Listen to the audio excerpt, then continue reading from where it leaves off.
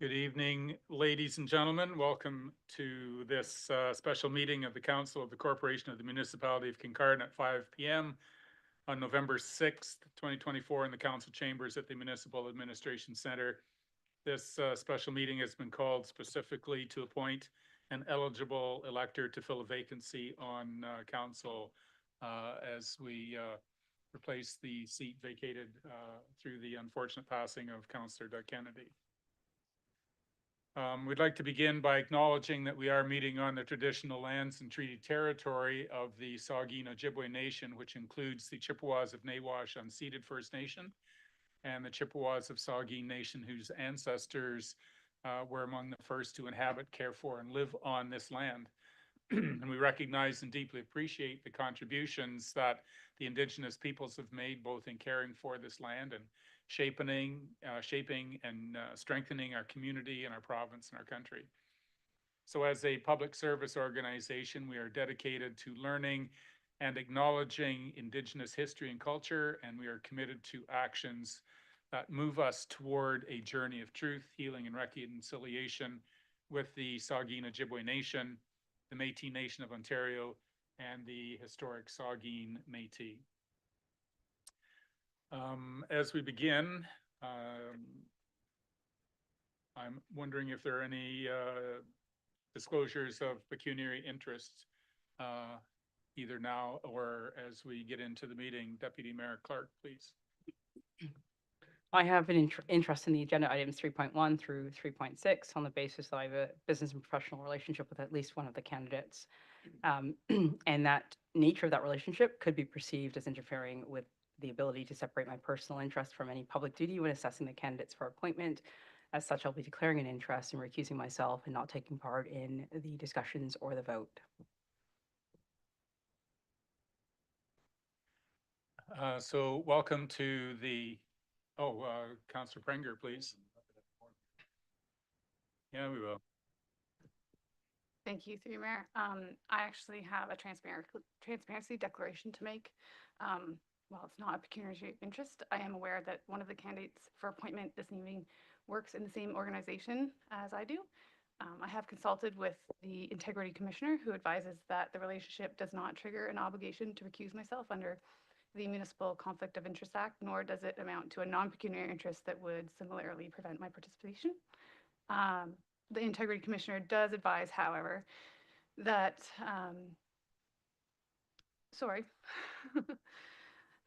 my participation should be accompanied by a statement disclosing the relationship, which I have now just done. The Integrity Commissioner also advises that I should explain why the shared employment relationship between myself and the candidate does not impair my ability to come to a fair determination on the matter, and that is because that I'm confident that there is no relationship between the success of that candidate and the status of my own employment, nor would there be any benefit to me voting in favor of that person. Thank you. Councillor Steinhoff-Gray, please. In the spirit of transparency, I'm going to disclose that I also work at the same workplace as one of the candidates. There is no risk of that impacting my employment, to my knowledge. So, in fairness, I am going to make that transparency statement also. Well, welcome to the responsibilities of a municipal council in a small community, because I also am aware that one of the candidates for appointment this evening works in the same organization as my son. I have consulted with the Integrity Commissioner, who advises that that relationship does not trigger an obligation to recuse under the Municipal Conflict of Interest Act, nor does it amount to a non-pecuniary interest that would similarly prevent my participation. The Integrity Commissioner does advise that my participation should be accompanied by this statement disclosing the relationship, and the Integrity Commissioner also advises that I should explain that the shared employment relationship between my child and the candidate does not impair my ability to come to a fair determination on this matter. Okay.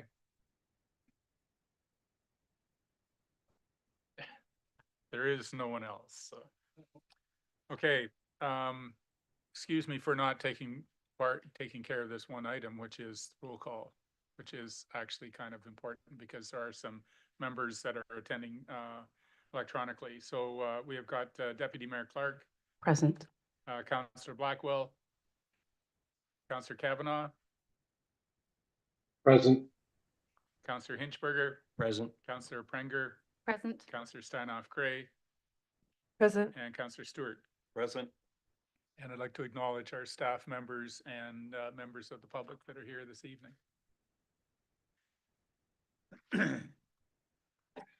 So this meeting is called the Special Council Appointment Meeting. The office of Councillor Ward 1 for the Municipality of Kincardine was declared vacant in accordance with Section 262 of the Municipal Act on September 11th, 2024. The process for filling this vacancy, including the voting procedure and the process from hearing from the applicants, is outlined in the Appoint an Eligible Elector to Fill a Vacancy procedure, which was approved by Council on September 11th, 2024 as well. This is a special meeting, but of course we will follow the procedural bylaws for decorum on the council chambers. All right, so we need a mover and seconder that the following individuals constitute the official slate of candidates eligible for nomination for the vacant office of Councillor Ward 1 for the Municipality of Kincardine. Christina Bandomir, Christopher Bianco, Kevin Fournier, Melville Scott McPherson, Jason Munro, Carole Robertson, Chandra Tripathi, and Stellina Williams, and Scott Wilson. Need a mover and seconder. Councillor Hinchberger and Councillor Steinhoff-Gray, all in favor? And that was carried.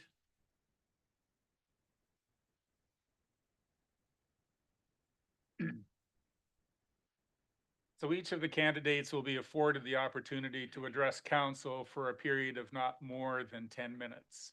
And any one of the candidates has that option to present, or they may choose to not present.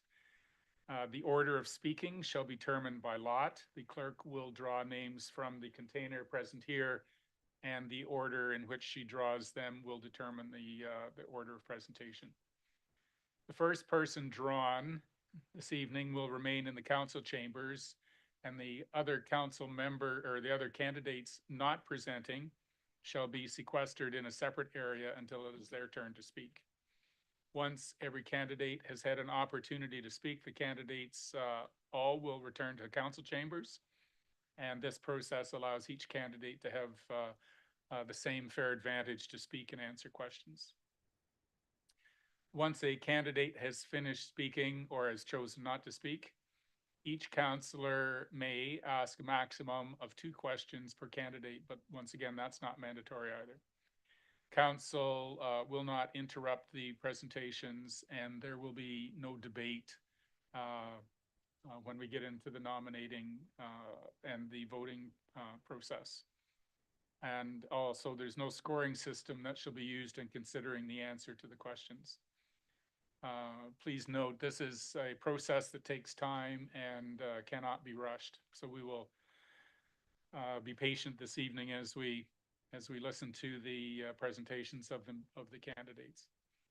Council will take a 10-minute break after candidate 5 is finished speaking, and council is asked not to have discussions with other council members or candidates during that time. The mayor will call, oh, that's not now, right on. Okay, so Jennifer, you got the names in the container. You have them all, and we're supposed to read the names out as they go into the container. They need to be read out as they go in to ensure that they're all there. Okay. Bianco, Christopher.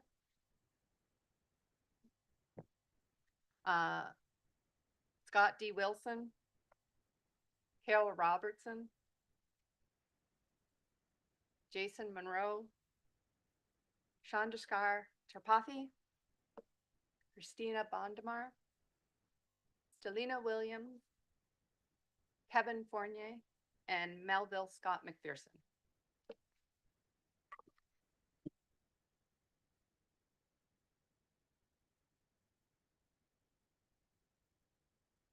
So Christina Bandomir is going to be the first speaker.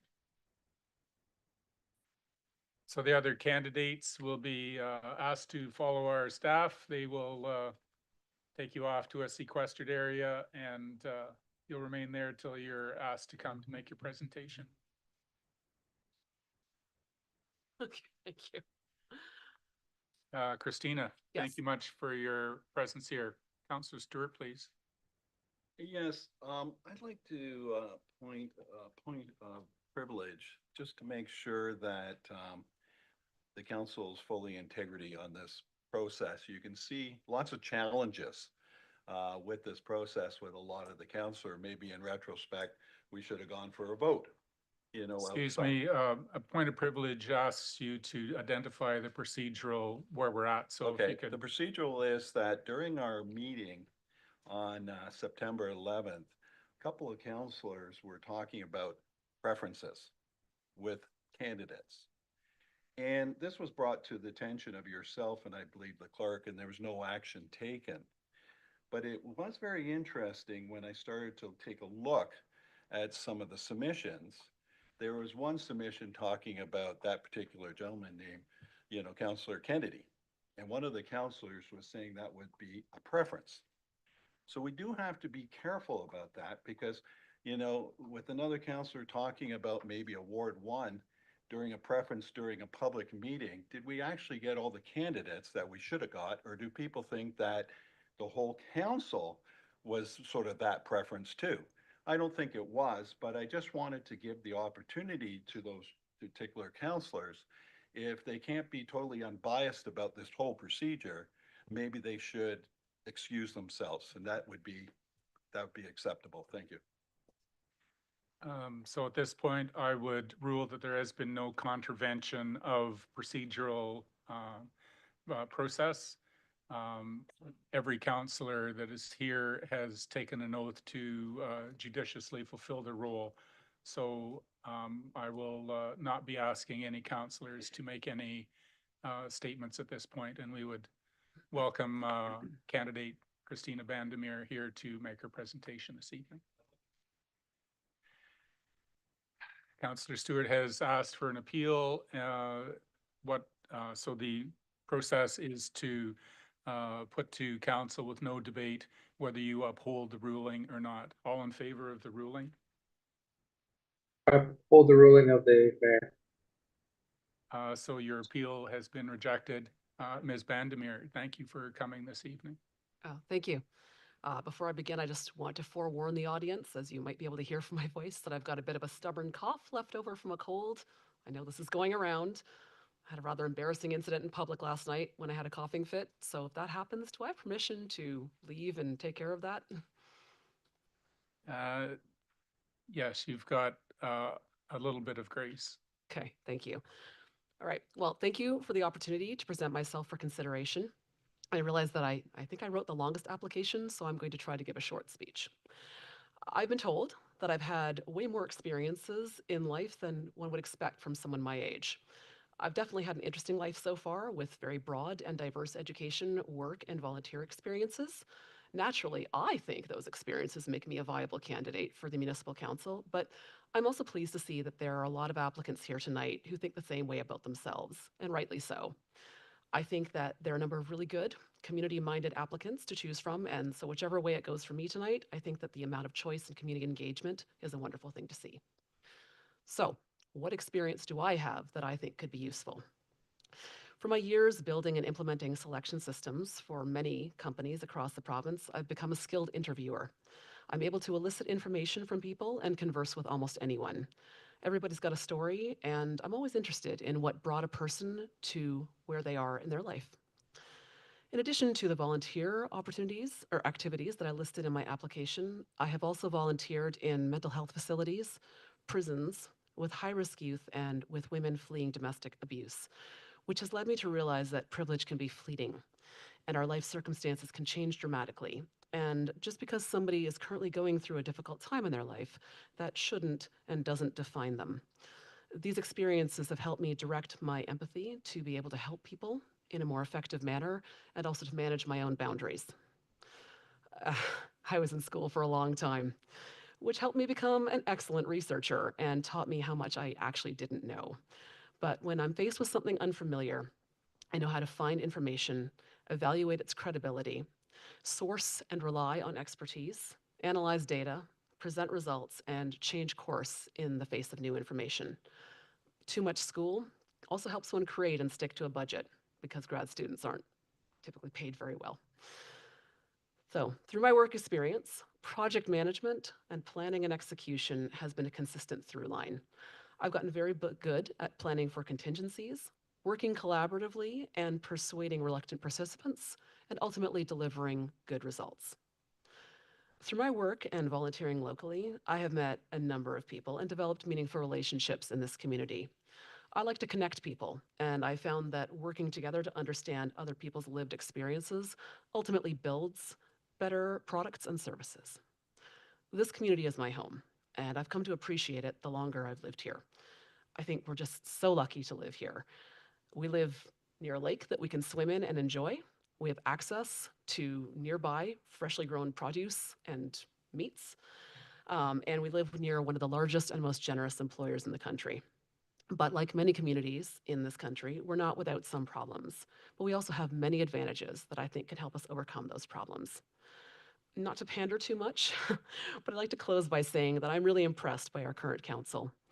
I know that they put a lot of hard work into what they do and make the effort to keep people informed and involved. I'd like to be a member of that team, but as I said, I'm also heartened to know that if I'm not chosen to fill the seat, there are other community-minded, caring individuals with great experience that I think would be an excellent member of the community, of the town council as well. So thank you, and I look forward to your questions. Thank you for your presentation. Are there any questions for Ms. Bandomir? Councillor Stewart, please. Thank you, and through you, Chair. Thank you. Good presentation. Thank you. I really only have one question. What do you think the most important function we do as counselors towards the taxpayers? Towards the taxpayers? Yeah. Well, we're stewards of the community, so it's important to produce value-added services. As we were discussing before this meeting took place, incumbents all over the world, as we've seen from yesterday's election results, are suffering from ennui, malaise, apathy from a rising inflationary environment. And additionally, town council is squeezed because there's a limited budget. And so you have to still deliver similar amount of service and product with constraints on your ability to do so. So it's really important to ensure that the services that are delivered are value added and efficient. And also recognize that you won't always be able to please everybody all the time. I think the council does a very good job of explaining to the community why a decision was made and repeating that message to ensure that people at least are in a frame to understand it, even if they don't like the decision. Thank you. Thank you. Councillor Henchberger, please. Thank you, through you, Mayor. Thank you for coming tonight. It must be nerve-wracking up there. I wouldn't want to be there. I'm a firm believer in the democratic process, and I think that this council has made it work, even when the outcome has been decisions I didn't necessarily agree with. So I'm not really interested in what positions or that a candidate might have on any particular subject. I'm more interested in how any of the candidates might work as a member of council. So I wonder if you could explain to me like what your understanding would be of a two-parter. What do you see as the rights and authorities of individual councillors? And then the second part is, what do you see as the expectations of councillors after council has made a decision? Okay, I may have to get you to repeat the second part of that. I will do. Okay, so the rights of council. Sorry? Rights of individual councillors, but if you want to put it in the context of council as a whole, Okay. that's even better. Right. Well, I think that the community, I mean, I'm not standing for election other than through you. but the community makes its voice known by electing people they think will represent them. So as a counselor, you're a conduit for community ideas and also bring with your own life experiences and biases. So I think that the role is to ensure that you're aware of these things, make them known, have discussion, and the goal here is to work collaboratively for the betterment of the community. So it's typical that people won't agree on a particular thing. If they do, that could be an indicator of groupthink, which is also its own detriment, even though it eases decision making. So I think that robust discussion and debate is really important. Disclosing why you think a particular way is also important. I mentioned that I'm really good at research. One of the things that I bring to the table is I tend to research something that I'm unfamiliar with or even familiar with, bring data to the table with robust analysis so I can back up my decision making with objective analysis. Even if it doesn't go my way, at least I have as emotion-free information as possible. And I think that that's ultimately the role. Reason free from passion, as they said in Legally Blonde back in the day. Sure. The second part was, what do you see as the expectations of individual counselors after council has made a decision as expressed by a majority? Yeah. Well, I think that the, sorry, give me a moment. No, Councillor Stewart, your microphone's on, but that's all. Sorry. That was aimed at me. Thank you. Sorry about that. I think that if there has been healthy debate in council, even if your particular viewpoint has been defeated or altered in some way, it's your duty as part of the town council to get behind the decision. And I'm making the assumption that we're all here to try to progress the community for the greater good. And as such, even if there's a decision made that I don't necessarily agree with, I would like to think that there's been robust debate and my viewpoints have been heard. And it gives me an opportunity as well, or anyone on council, I'm being presumptive here, sorry, to understand other people's viewpoints. What I have found in the past is that I've come into situations absolutely knowing or thinking that I know the answer, only to discover that I don't, because there are other people with different viewpoints and different life experiences. And through discussion and debate and learning, that's how I can come around to changing my mind. I don't think that's a sign of weakness. I think it's a sign of strength to take other people's opinions and valid rationale and integrate it into your own worldview. Yeah. Does that answer the question appropriately? To your There's no scoring satisfaction. system. Your Yeah. answer is your answer. To your satisfaction. No, just thank you. Okay, thank you. Further questions? Councillor Steinhoff Gray, please. Thank you, through you, Chair. Just a minute. Councillor Kavanaugh, part of the procedural bylaw requires in council meetings for councillors remotely to leave their video on. So if you could reestablish video, thank you so much. Councillor Steinhoff Gray, please. Thank you, through you, Chair. I'm happy to hear that you've been tracking what the council is doing, and I'd be curious on some of your insights, I guess, on how we're doing as a collective. It's probably not a fair answer, but or question, but I'm always looking for others' insights, especially knowing how you would help maybe with some of the troubled areas we've come across, because we're obviously not perfect up here. We do the best we can, but Absolutely, I will do my best. oops. Oh, sorry. Anyways, just the reason I'm asking that is because I'm curious what your insights are, knowing that you've been tracking this council and what we're doing. Full disclosure, I think I was quite naive when I joined council. I've learned an awful lot since being elected in, and am continuing to learn. So having your insights also helps us understand how you would help us in this journey that is trying to make the best community we can. So, Right. thank you. Councillor Stewart.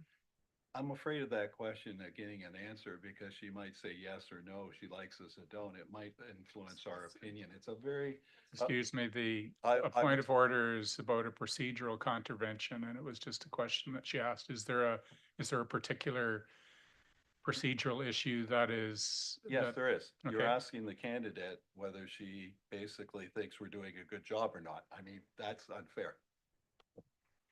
Okay, so there was a point of order raised, and I do not believe that it contravenes either the process or the intent.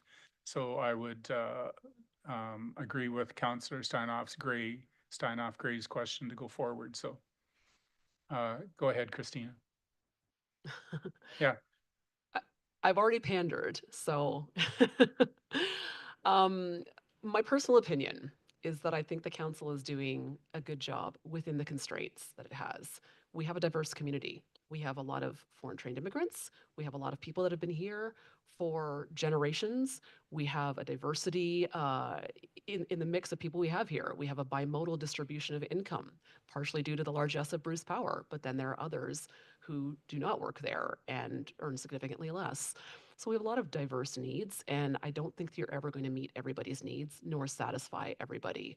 I have unfortunately seen some of the discourse online and the vitriol that has been put towards council. I don't think that it's fair, but I understand that people have strong opinions about particular things. And as I said, I think incumbents everywhere are under a certain amount of stress because of circumstances outside of their control. So all that to say that I think the council is doing a very good job in being transparent and explaining their decision making, understanding that you will sometimes never persuade everybody. You may have almost everyone on side, and there may be somebody who still thinks it's unfair. And unfortunately, that's just how it has to be. We're in a fraught political environment globally for all kinds of reasons. I'm not going to get into my role as a disinformation researcher, but that can be an offline conversation.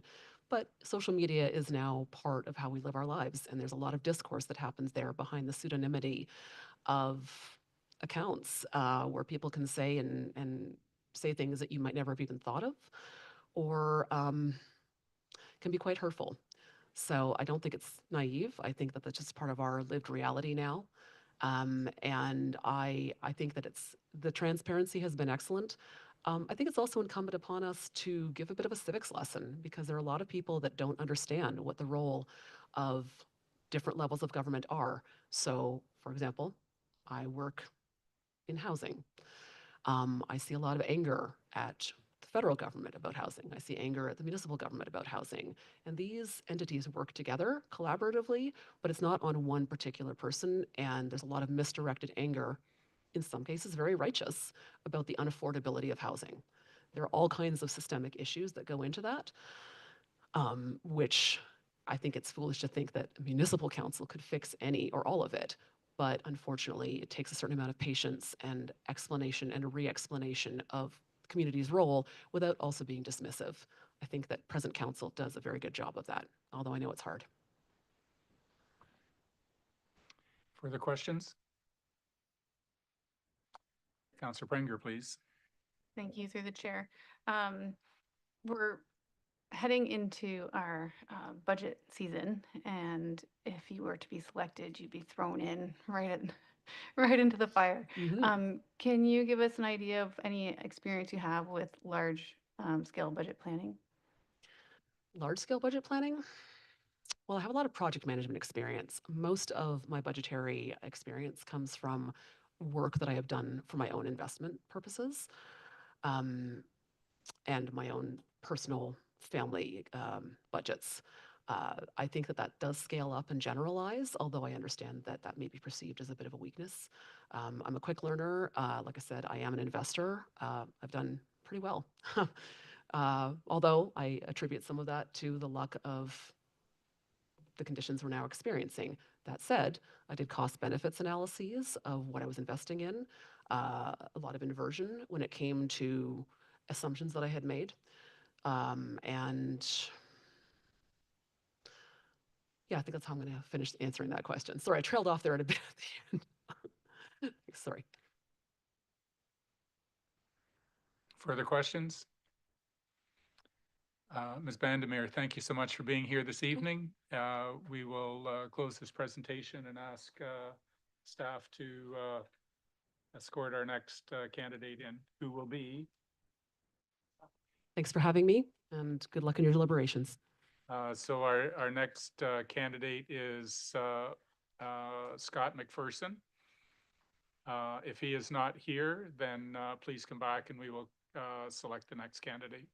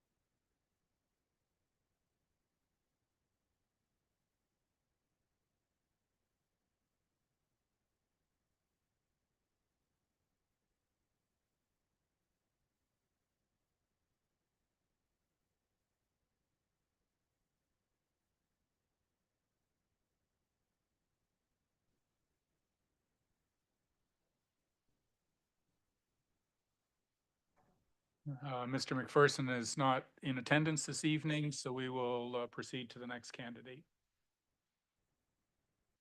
Stellina Williams.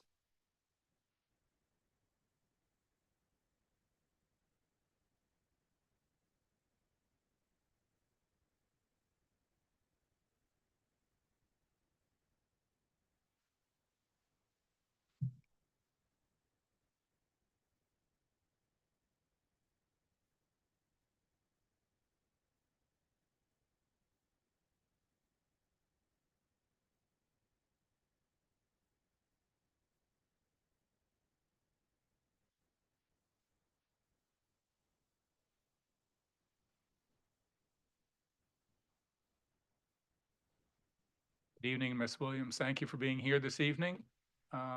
As per the instructions, there's 10 minutes plus questions that you can use to your for your presentation. Thank you.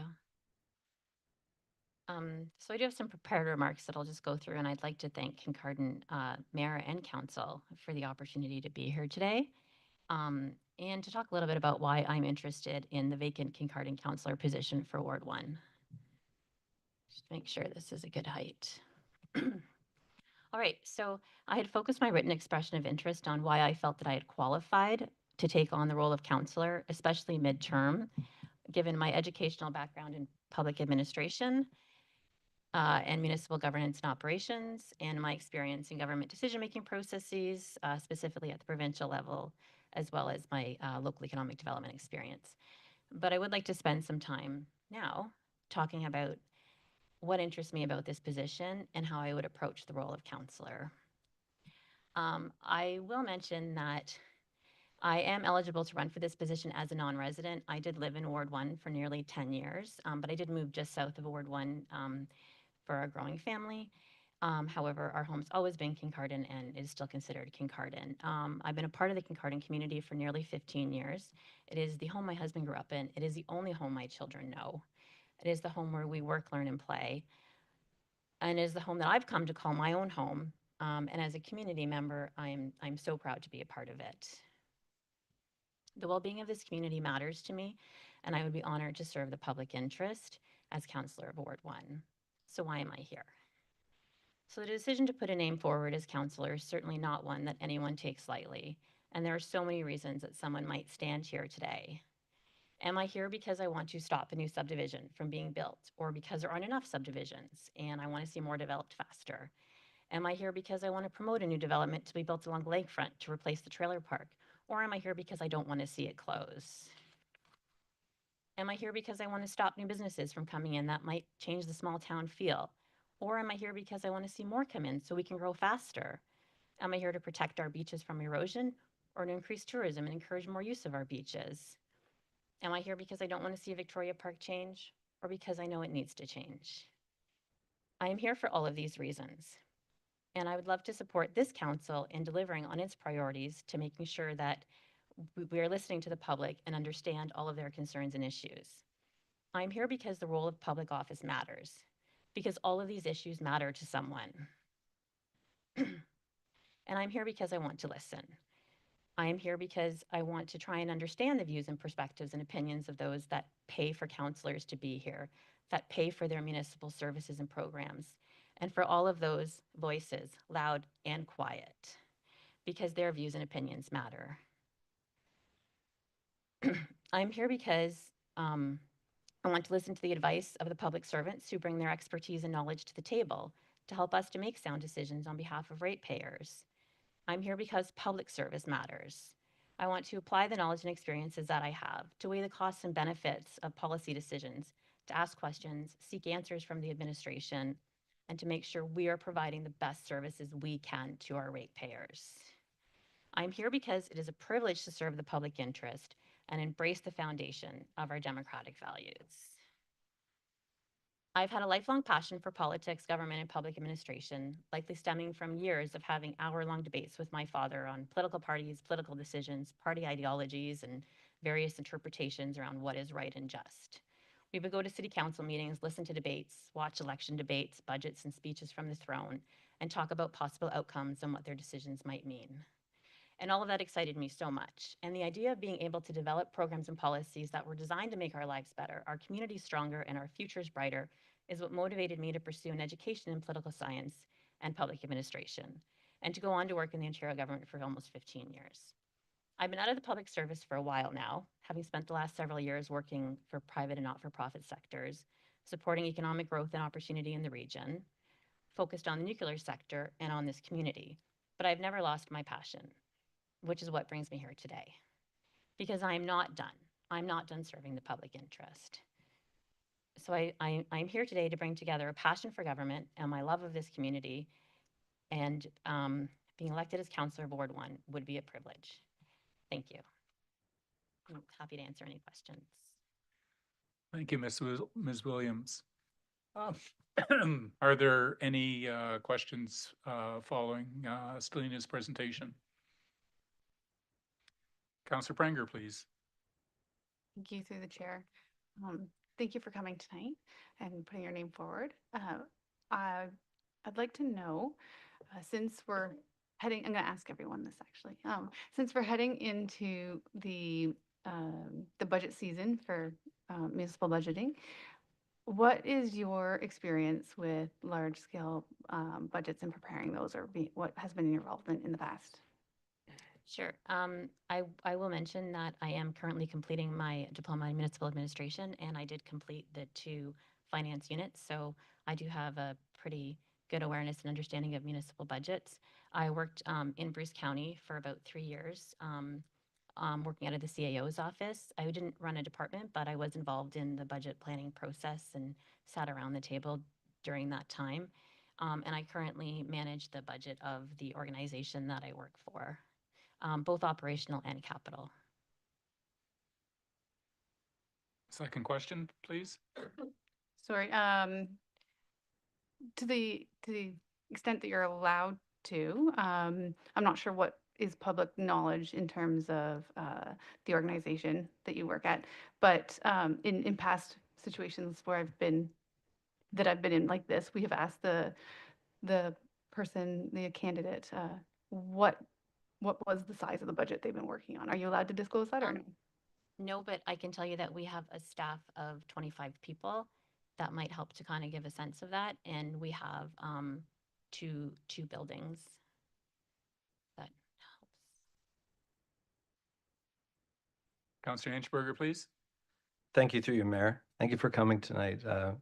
I don't know if I can sympathize or empathize, but it takes a lot of courage to stand there. I also feel obliged to ask a similar question to every candidate here.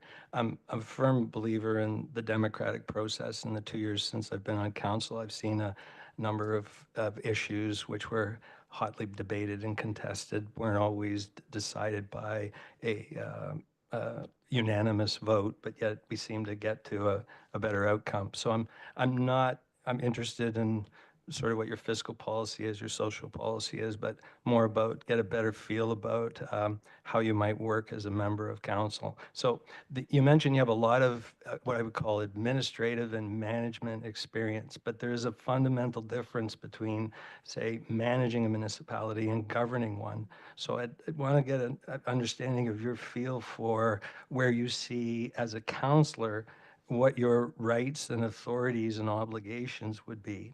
And then I have a follow-up question. So I'll just need to think about that. So I will start by adding that I do have experience in governance.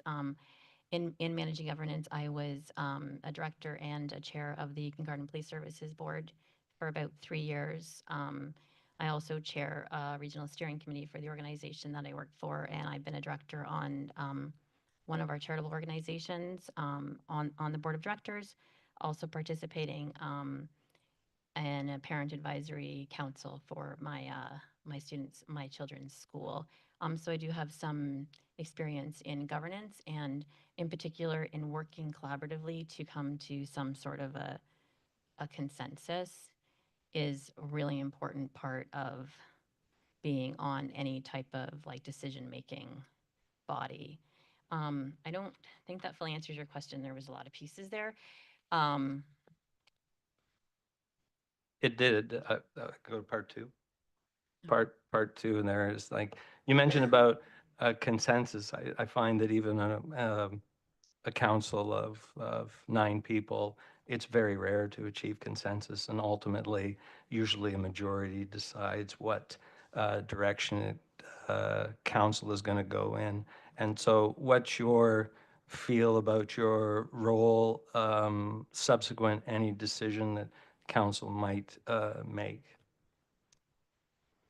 The short answer is probably that it's important to uphold the decisions that are made by council. Thank you. Further questions? Councillor Stewart, please. Thank you, through you, Chair. We sit here on the privilege of the ratepayers. That's the only reason, and they're really who we have to answer. And every 4 years, they get to answer back one way or the other. Just like to know what you think your most important function would be as a counselor to those ratepayers. Listening. Like listening to what their interests are and what they have to say, and making sure that those interests are being represented around the council table. I mean, that's the only reason why a counselor exists.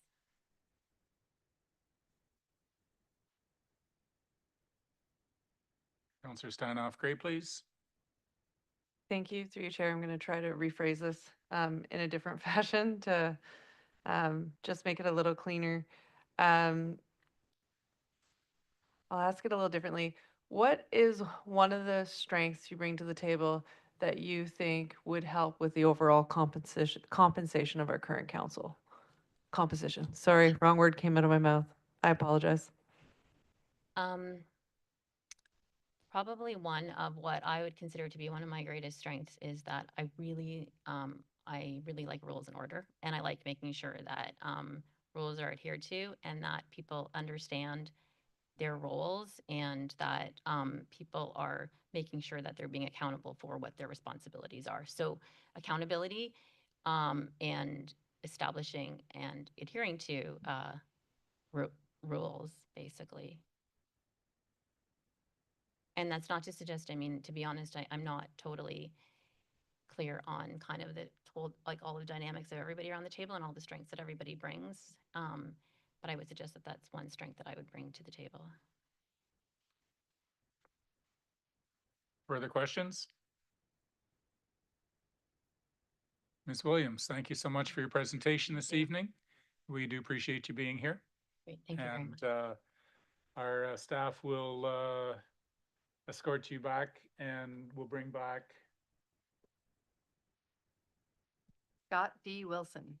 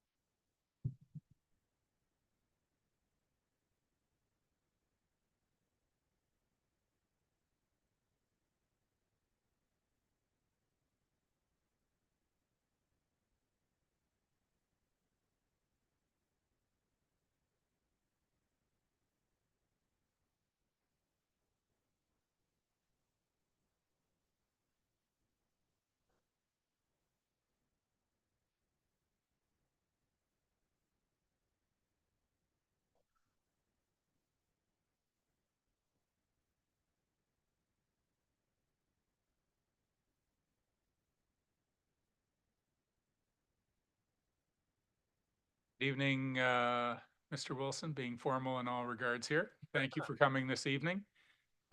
We appreciate your presentation that you give us. You have 10 minutes to make your presentation, then there'll be questions following.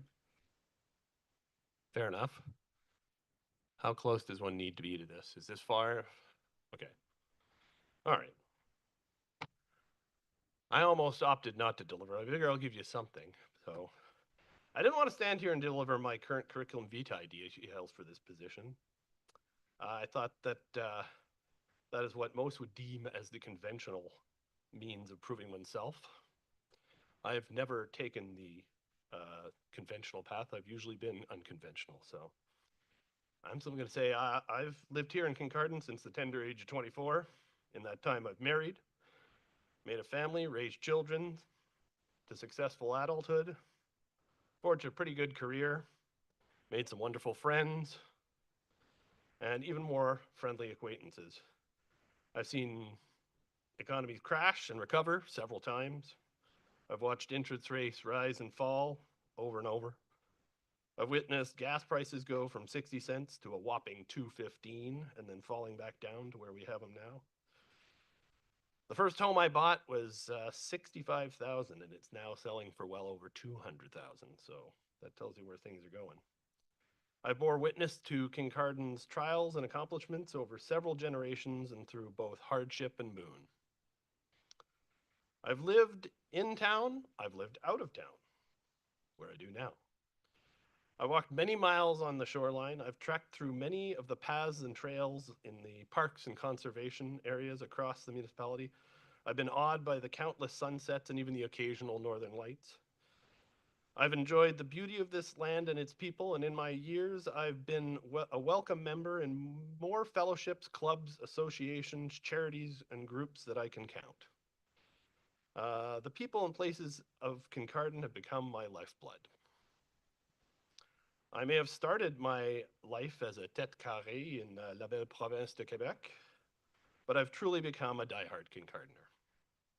To that end, I seek the success of this community and its people, whether at work or at home or in the groups that I frequent. I have found my calling and gift as a teacher and guide and facilitator for those striving towards success and progress. I believe that I would serve well as a counselor in this town that I call home.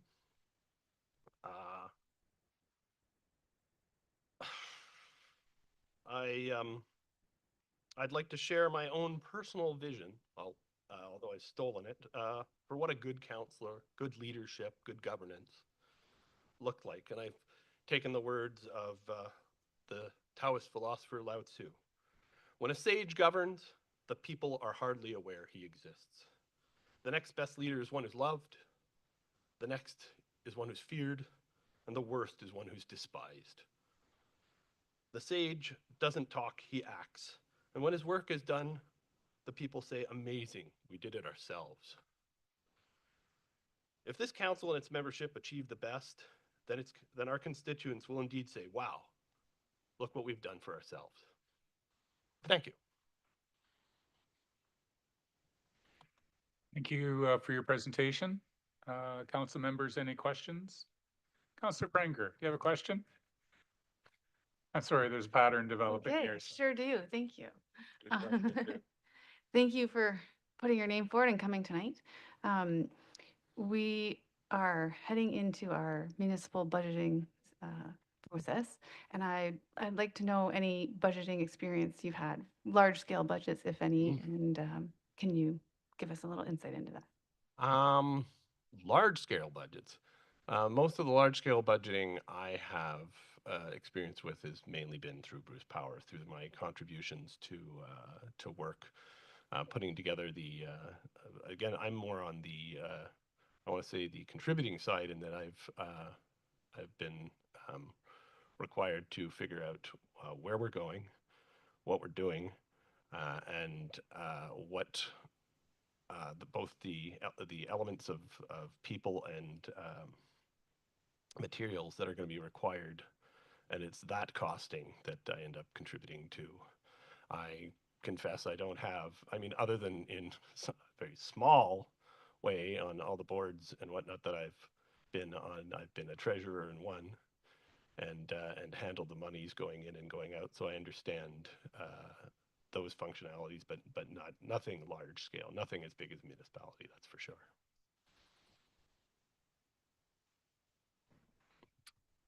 Further questions? Councillor Steinhoff-Gray, please. Thank you. Given the current composition of our council, I'd love to know what strength you bring to the table that you think would help our current composition. Well, I feel one of my greatest strengths is the ability to pull back on issues and matters that need to be decided. My daughter calls me Spock Dad because she says I'm very hyper rational, but I also understand the emotional elements of all debates. You can't always separate the two, but I usually have a very good ability to pull myself back and learn the different sides of an issue and learn to emphasize both emotionally with those people and to understand their point of view. And usually if I can do that well, I can then work together with all sides to help them each see each other's side of the issue and better come to a solution that is more win-win. So nobody feels like their side is lost and the other one is won.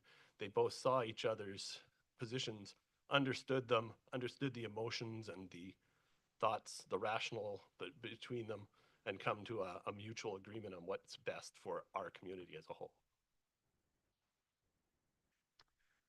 If I may, one of the words that popped up a couple of times in your presentation was the word success.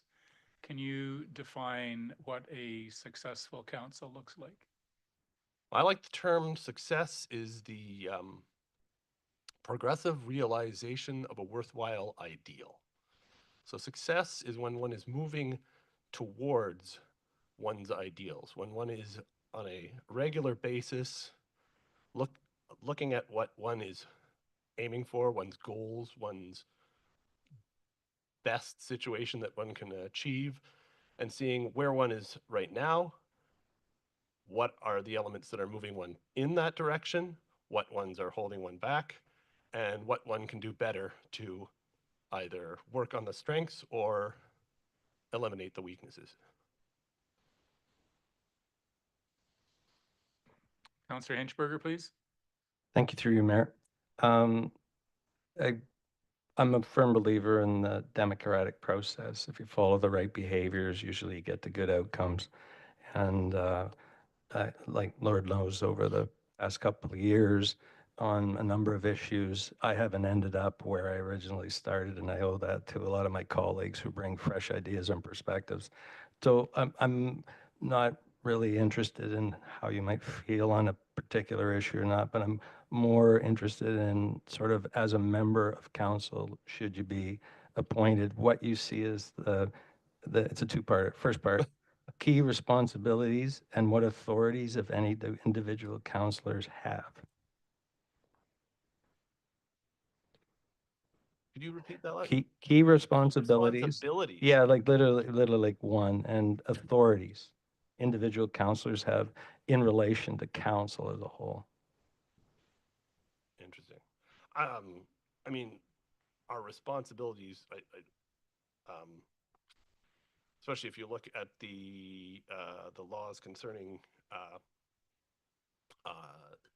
like the Ontario laws on that, or the policies and whatnot, where first and foremost our responsibility is to represent the public interest, then to create policies, and further to be good stewards. Like, that's right in the description. So to me, that's that's the first part. That's what the responsibility. Yeah, and what the second one? Like, what do you get with becoming a councillor? Like, what authorities do you have? That's an interesting. Your authority is primarily governance, is my understanding. You are the creating of policy. You're not meant to be. You're not micromanaging a municipality. You're not out there to push through even what is decided amongst us. We're not there to push it through or make it happen. We're there to oversee it and guide it. That's my understanding anyway. Thank you. Further questions?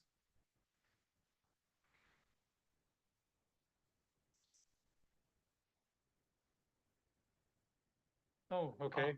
Councillor Kavanaugh?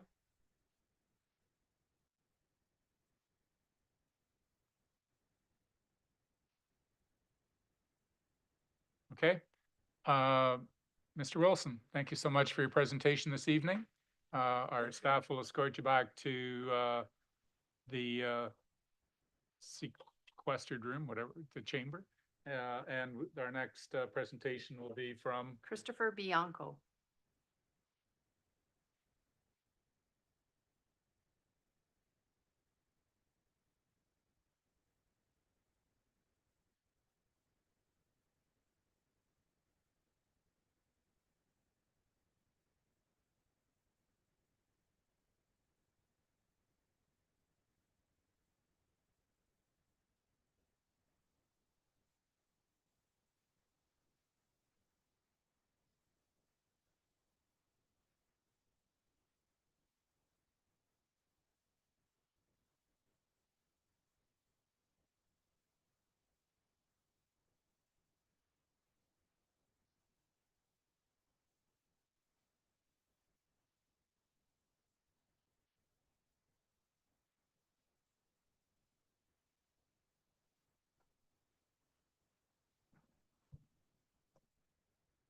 Mr. Bianco. Thank you for being here this evening. We look forward to your presentation.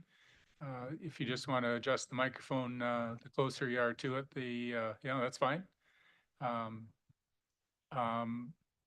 minutes. Thank you very much. Way you go, sir. Perfect. Thank you. Thanks, Mayor, Deputy Mayor is recused, and the councillors for your time and the opportunity to introduce myself as a candidate for Councillor Ward 1. My name is Chris Bianco. I'm a lifelong resident of Kincardine. I was born and raised in this community. I went to school here. I grew up here. I found work here. I still reside here. While I've had the fortune to actually travel quite extensively through Canada, and I visited every province and territory, I'm continually reminded that there's no place I'd rather call home, and I intend to remain in the community. I have a deep connection to our municipality, very much in debt to the residents who have shown me so much warmth, kindness, and support over the years. And it's with that in mind that I'm grateful for the opportunity to serve my community and represent our residents as a councillor. I want to talk about what I believe are the most important values and priorities within our community. While Kincardine has changed significantly in my lifetime, the best qualities of our small town have remained. I believe this is one of our greatest strengths as a community. We're a town that can welcome and benefit from growth while retaining our tight-knit community, beautiful natural spaces, relaxed way of life, and our unique heritage. Kincardine's a town of opportunity. My paternal grandparents, both first-generation immigrants, they became seasonal residents here in the early 1970s, and then permanent residents upon their retirement. My maternal grandparents reside here. Prior to their retirement, they worked as a police sergeant, as my grandfather, and a daycare operator, which was my grandmother. My father was a small business owner. He ran a contracting company in Kincardine for 20 plus years before accepting a position at Bruce Power in the early 2000s. My mom worked at OPG and then Bruce Power, and together they supported and raised a family. Today, my sister works as a local school teacher. My brother-in-law works at Bruce Power, and together they're raising third-generation Kincardinites. I say this to highlight this as the promise of Kincardine. In many ways, Kincardine kind of embodies the Canadian dream. It's a close community of friends, families, and neighbors in which hard work is rewarded, hard times are supported, and a beautiful life can be created. I want to highlight a bit of a challenge that I see facing the community and a challenge to that promise. So over the last 20 years, I've witnessed a significant decline in housing affordability. And as a first-time home buyer, I've experienced it firsthand. Over the past 5 years, housing prices in Bruce County have doubled. The house in which I was raised, for instance, it sold for $90,000 in the 1990s. Adjusted for inflation, that house would cost $172,000 today.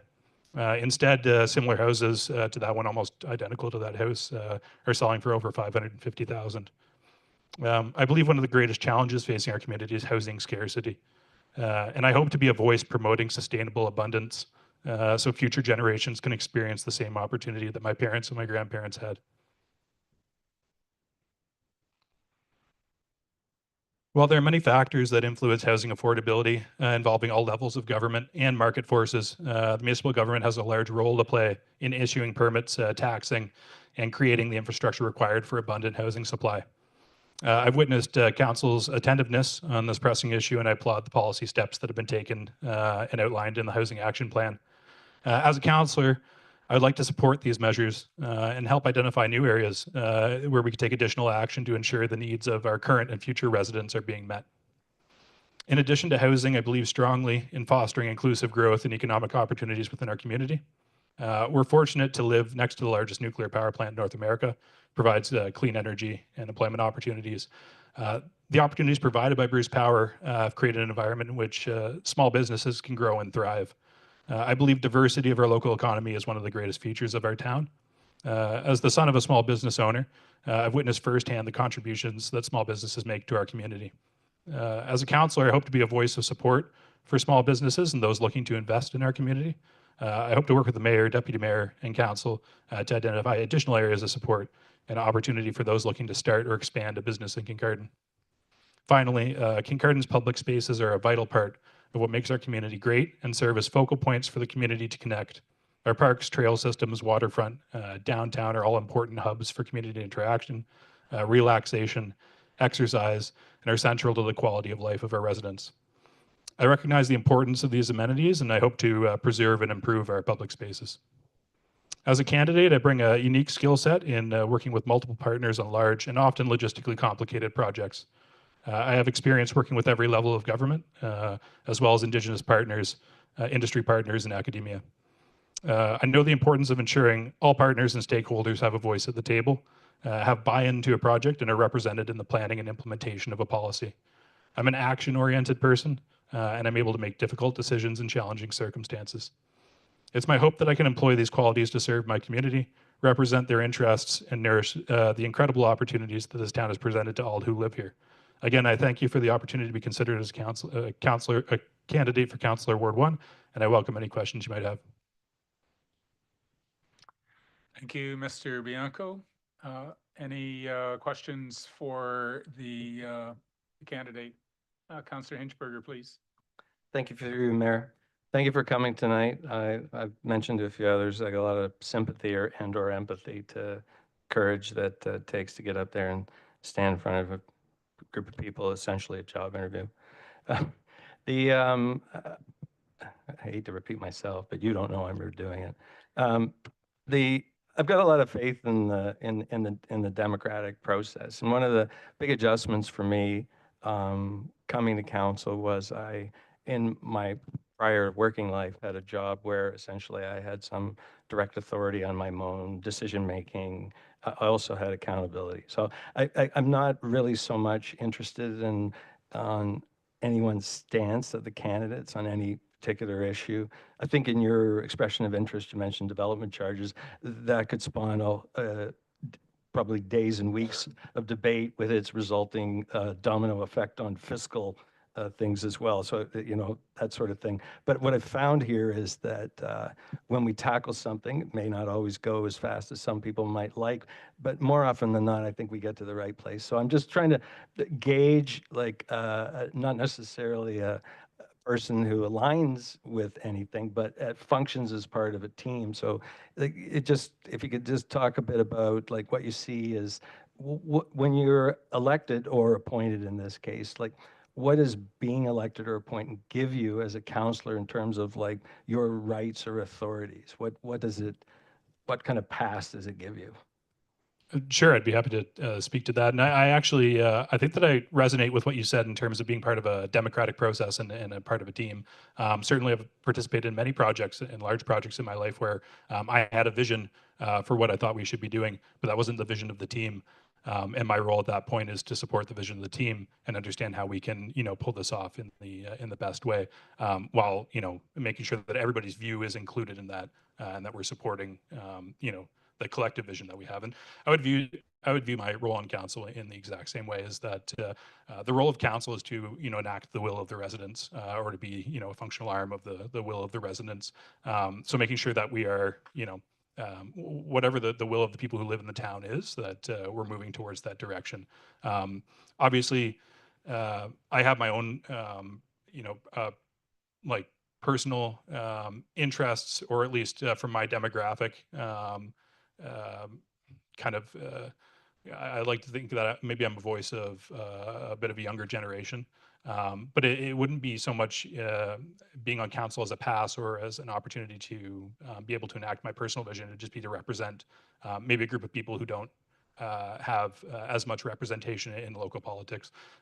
Actually, that's part of my decision to run, is that I have a lot of friends who are interested in these issues, or interested in how municipal government affects them, but myself and them, outside of looking at the, watching the meetings, et cetera, we kind of realized that we're not actually that involved. So it'd be good to have, some representation or a better understanding. But that being said, I mean, I'm here to support the democratic process. I believe in the democratic process, and I believe in, the will of the residents of Kincardine. Thank you very much. Although I might say determining what the will of the residents of the municipality is quite a nebulous thing. Further questions? Councillor Pranger, please. Thank you, Chair. I too, to everyone else, will sound repetitive, but I actually think it's probably one of the fairest ways to treat all of applicants. So I will ask the same question I've asked everyone else. We're heading into the municipal budgeting process. So were you to be appointed, you'd be thrown in the next couple of weeks, you'd have to be participating in that. I'd like to know any past experience you have with budgeting, in particular, large scale budgeting. Sure. I would like to preface this just by saying that I'll reference some of my experience as a criteria to run in this appointment process. I had to go through a values and ethics process with my organization, and they asked that I don't identify any affiliation with my employer. That being said, I have worked on pretty extensive budgets in the past. I've been a part of the accounting and process and procuring and spending funds. So I have experience with budgeting, especially for large scale projects, and just through the course of the projects that I've worked on, or through my work experience. So I have some experience with that. There would obviously be a bit of a learning curve going to a municipal budget, or the specific system that the council uses. That's something that I'd actually be very excited for and interested in learning. In looking at the requirements for this position, I've allotted quite a bit of time actually to bring myself up to speed on how the council functions and how I work with that.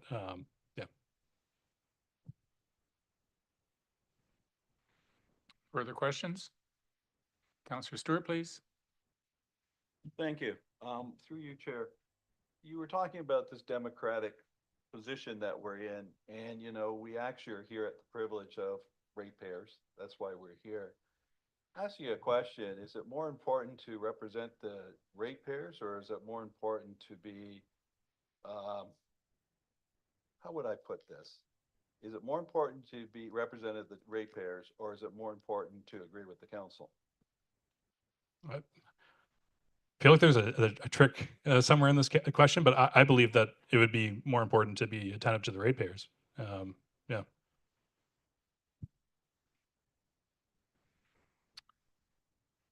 Could you give some examples what a successful council looks like? I think one aspect of a successful council would be a diversity in perspective and opinion, and a diversity in roles within the community. So having people that could kind of speak to the viewpoints that are represented, throughout the residents of the community.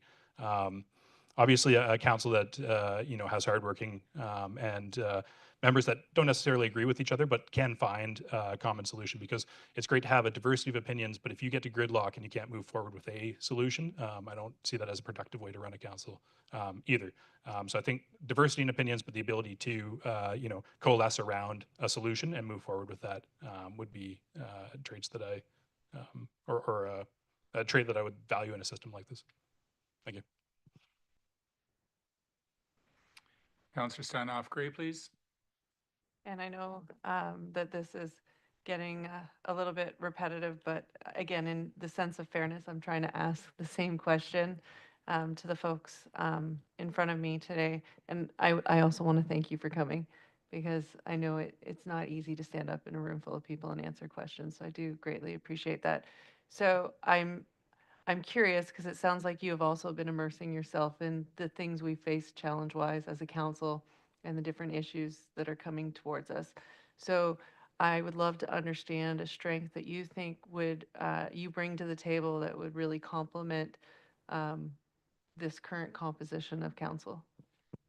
Sure. I have a couple strengths that maybe I bring. One is a diverse viewpoint, maybe a differing perspective, and a representative of a younger generation coming up in the community who still has strong, firm roots within the community and understands the history of Kincardine and how it functions. So hopefully being a voice for people who will have a stake, a larger stake in this community as they age in it. Secondly, I'm a good team member, and I don't mean that as everybody says that they're a good team member, but I'm good at coalescing around a solution and then moving forward with that, even if it's not exactly what I want.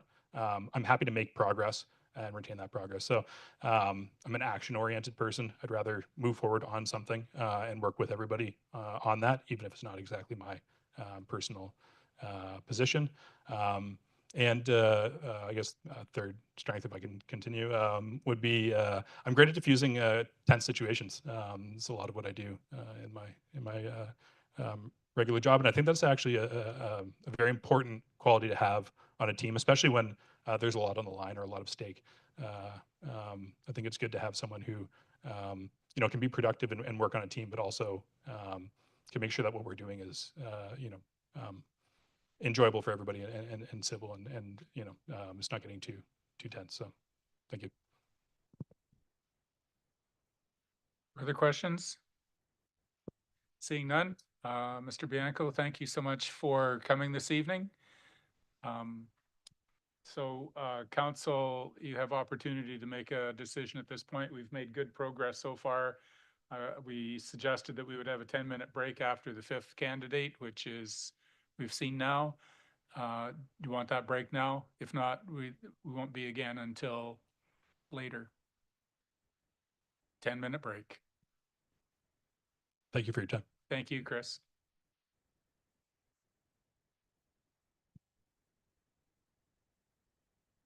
Thanks.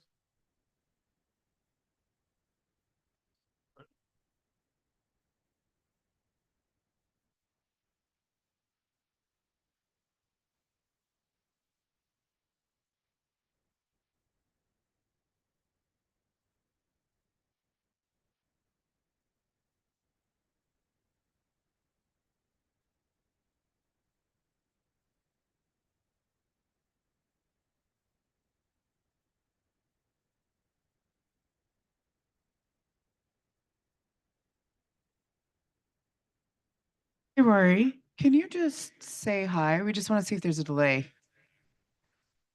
I just heard you, and I'm replying now. Okay, amazing. Thank you. Yeah, unfortunately, I'm occasionally cutting out intermittently. The video makes it slightly laggier, but I'm doing my best here. Thank you so much.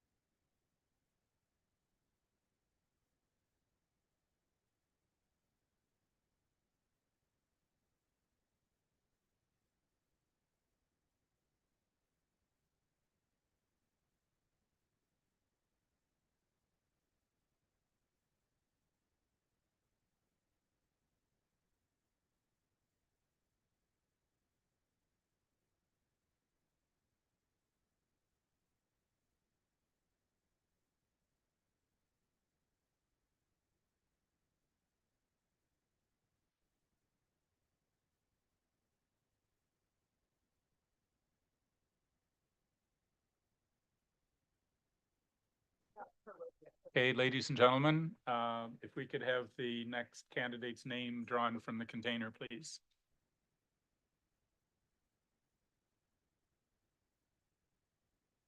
Kevin Fournier.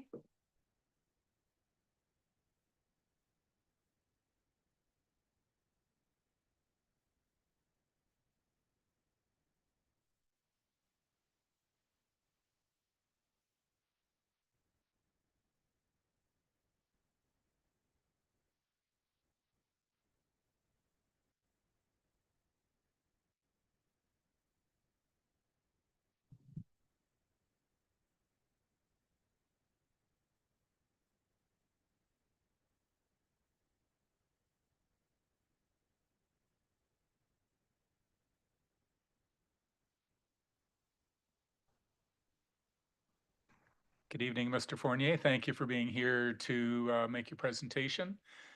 We are glad to hear you. You've got 10 minutes, following which will afford some times for questions. So the microphone is yours, please.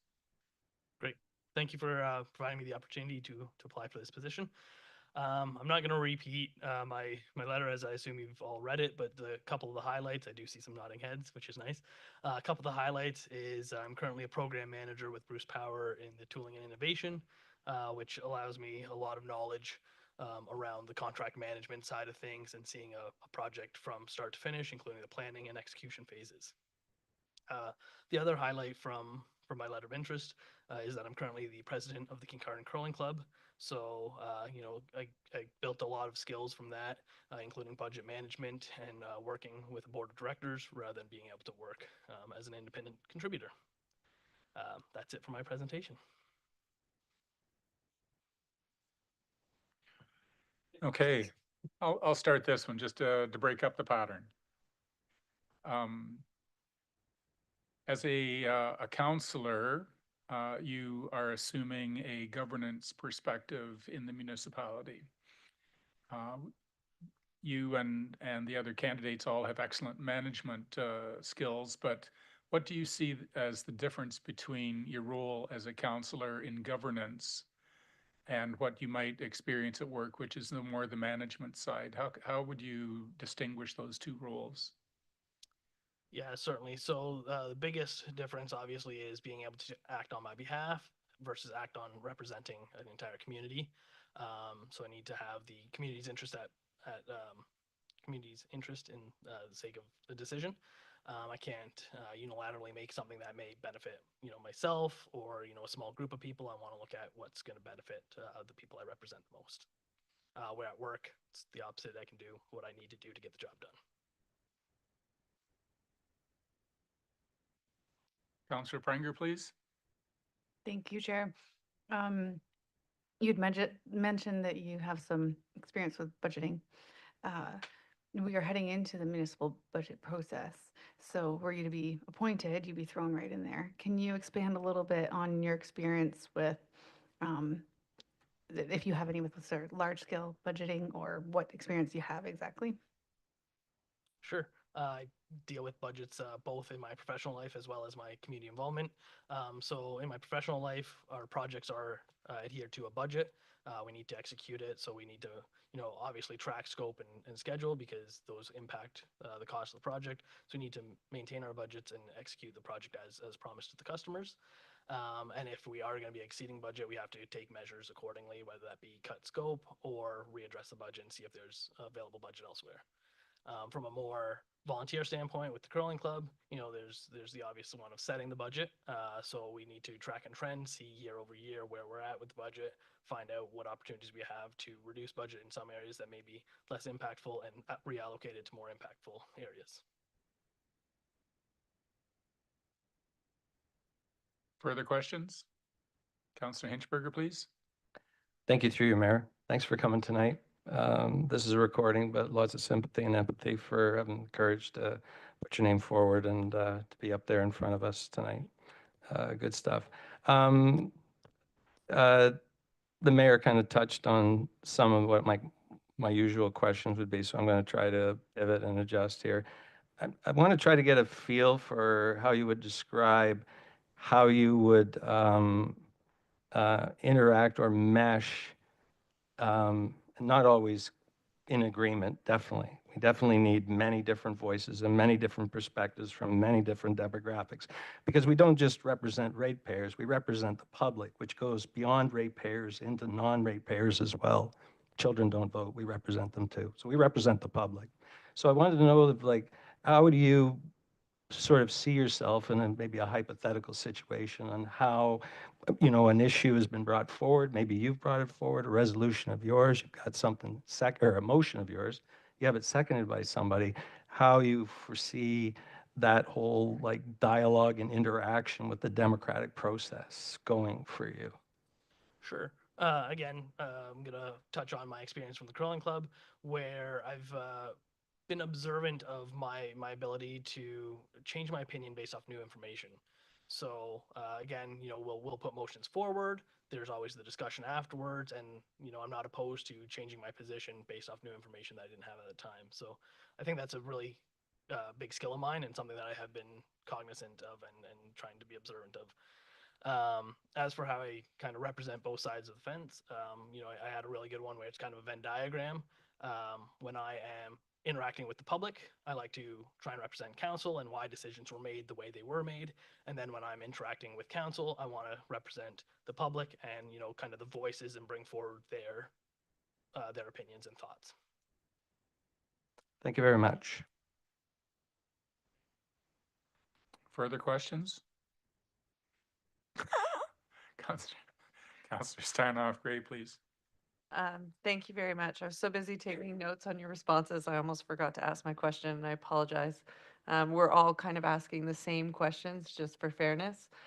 So one of the questions I've been asking is what strengths you bring to the table, and more specifically, how you think that would complement the strengths and weaknesses of our current council. Yeah, again, I kind of alluded to it in the beginning of my presentation, but seeing projects through, right, from planning through to execution, I think that's one thing that I can bring forward, especially supporting those that may struggle and rediverting them. Sometimes something does need to get scrapped for various reasons. Again, how we can communicate that and go forward.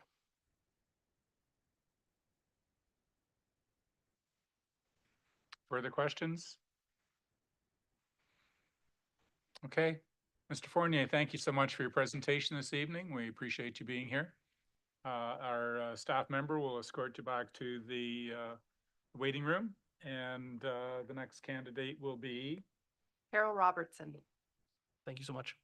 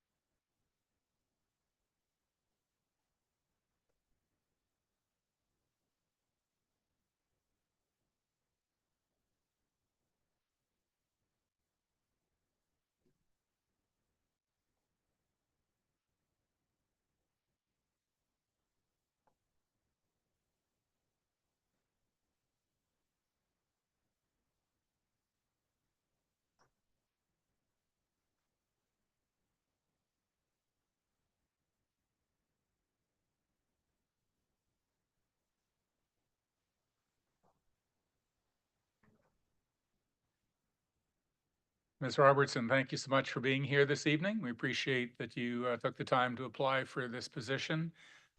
We have 10 minutes for you for your presentation, following which there'll be some questions. All right. Thank you very much. Thank you. So Mayor, members of council and staff, good evening. I'm Carole Robertson, and I'm honored to have this opportunity to speak tonight for the vacant councillor seat in Ward 1. I'm interested in this position because I feel it aligns perfectly with my skills and experiences. I also have a deep commitment to my town, and even after being retired for several years, do not like to hear anyone say something negative about our municipality or its dedicated employees. To start with, I would like to tell you a little about myself. I retired from the municipality in 2021. I am married and have 3 children and 7 grandchildren. I live in Ward 1, and my husband and I also have farmland in Ward 2. My hobbies include hiking, swimming, reading, and gynecology. I'm a volunteer coach for the Kincardine Kippers swim team. I completed the General Secretarial course at Georgian College at the Owen Sound campus and graduated on the Dean's List. I was offered a scholarship in economics at the Barrie campus, but turned it down after a lot of thought as I had just gotten engaged to my husband. My friends often describe me as a natural leader. I am the one that will suggest something, and I am the one that usually follows up on the organizing. They also tease me about my neatness. I am very detailed and an organized person. I do like structure so that I can plan ahead, but I can be very spontaneous too. I get along well with others, pay attention to details, and I always try to find ways to make a task more efficient. I am also adaptable and will listen to the ideas or suggestions of others as I realize my way is not always the right way and accept that there are often several ways of doing something. My weaknesses in my eyes are that I can sometimes be hesitant to speak my mind, but if I have an idea that I feel strongly about, I will voice my opinion. Otherwise, I have learned to pick my battles. My worst weakness, however, is my self-criticism. I am my worst critic. After I moved to Kincardine in 1982, I took a job at Gordon's Pharmacy and worked as a pharmaceutical assistant. And while there, my duties included dispensing prescriptions, ordering medications, dealing with various drug plans, including Ontario Drug Benefit, and doing accounts receivable. In 1989, I started working for the former township of Kincardine under the supervision of the clerk. While there, I did an assortment of jobs from reception, preparing and typing agendas and minutes of council, accepting payments, bank deposits, mailing tax bills, payroll backup, and a multitude of other jobs. Then in 1999, with the amalgamation of the town of Kincardine, the township of Kincardine, and the township of Bruce, which also included Tiverton, I was offered the position of cashier clerk. Later, I moved up to the position of accounts receivable clerk, and later utility billing was added to my list of duties.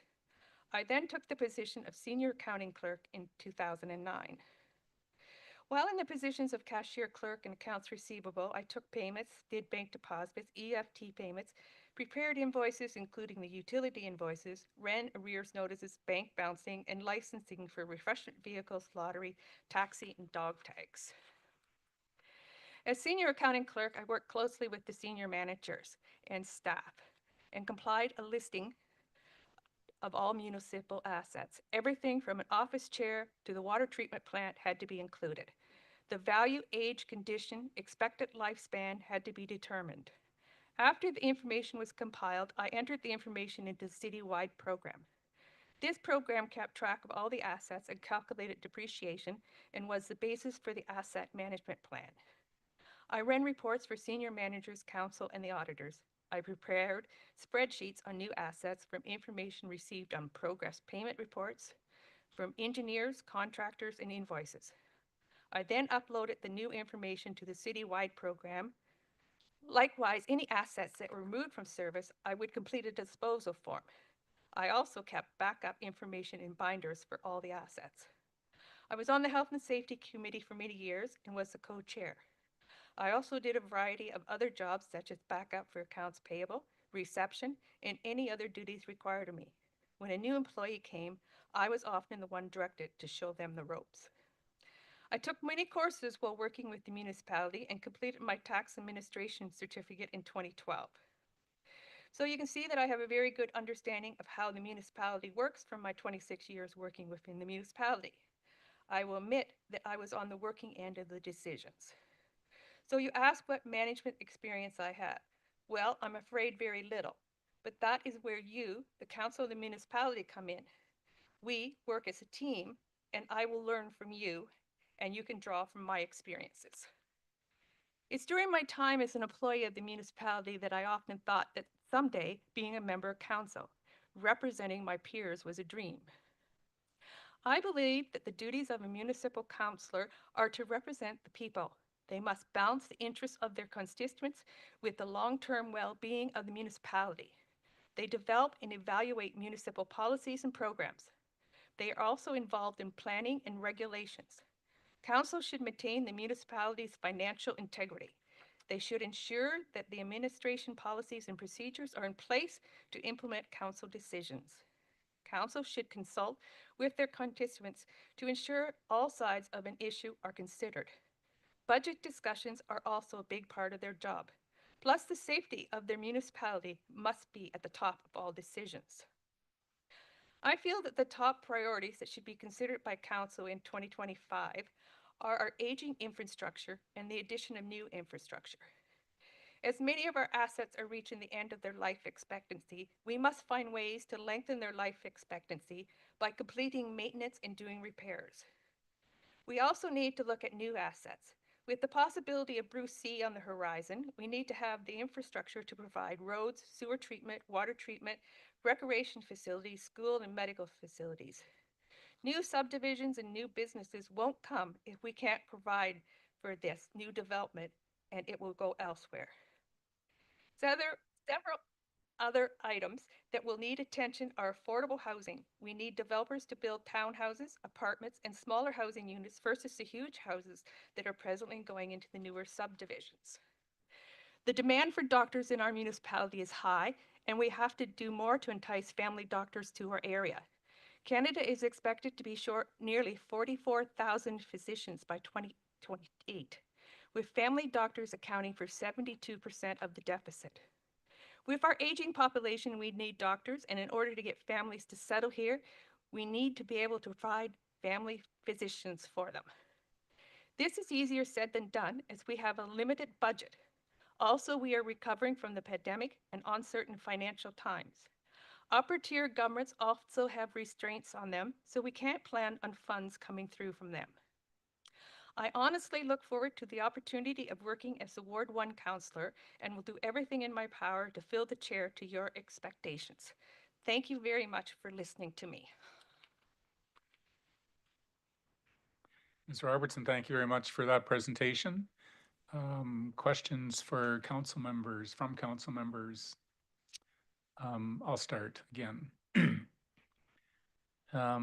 Could you define what a successful council looks like? A successful council works well together. They listen to their I can hardly talk, my mouth is so dry. Their constituents. They do policies.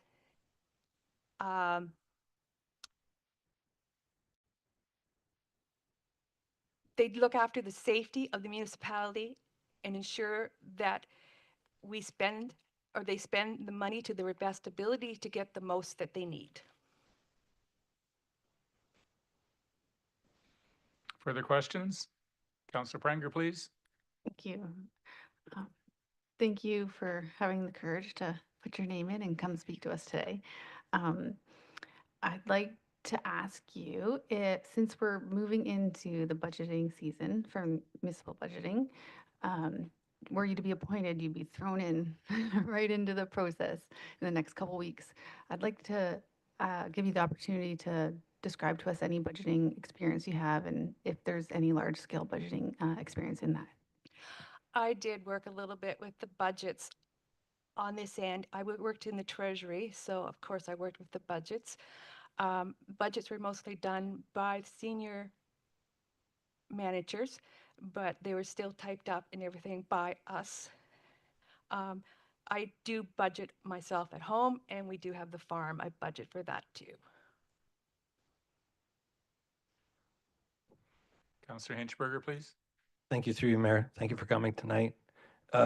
Early in your talk, you talked about your weaknesses, and I think it says a lot about people who can actually admit what they're not exactly great at. So thanks for that. You have a lot of municipal experience. You've acknowledged that the role of a councillor would be different than that of municipal staff. Can you describe how you would foresee your relationship changing with municipal staff should you be appointed? Okay, since I retired, there's almost nobody here that I worked with. So that's not going to be a problem. There's Jennifer there and Anna and a few others. but I'm fairly easy to get along with, and you just take it day by day and step by step, and each situation on its own merit. Thank you. Councillor Stanoff Gray, please. I've been asking the same question consistently, and I'm going to ask it, but I'm actually going to deviate a little bit just based on a question that Councillor Hinchberger asked. Um, I I really like all the experience you bring from a municipal background. I guess the question that I would ask is, because you've done so much in the perform role and we're so much in the oversight role, how would you balance that? Because you're going to have the night, like, I guess what I would say is, you've already told us there's only 3 people, but I'm sure there's a lot we can learn from you. But do you have any experience in policy and oversight? Like, I'd like to understand some of the things that you've looked at from that perspective. I dealt on the other side of the policies. I followed the policies. I often questioned the policies. I'll be honest there.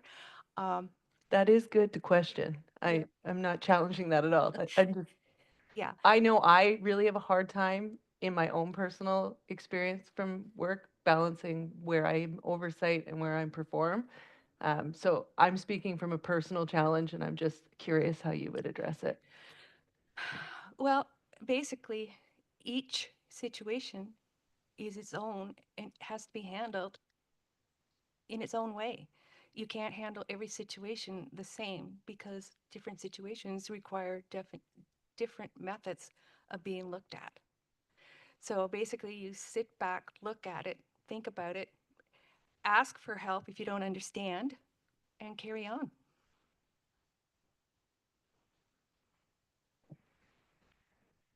You can ask your second question. Yes, go ahead. I've been trying to be fair and asking the same question, but obviously you come with some significant municipal background, so I had to deviate from script. So I'm just going to ask the question I asked, and you've already talked about a lot of your strengths, and I think that's important. So the question I'm just asking is, what strengths do you bring to the table that you think would be really important to this current council composition? Okay, I'm through. I'm very particular. I like to follow things through.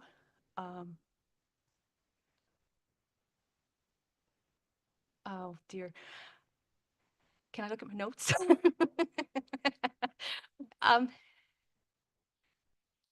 I think that you have to, again, take every situation as it comes. No 2 situations are the same. And I have never walked in a counselor's shoes, so that would be a new experience for me. And again, I would have to depend on you guys to show me the way. I'm a good learner, I'm a good listener, and I'm adaptable. Further questions?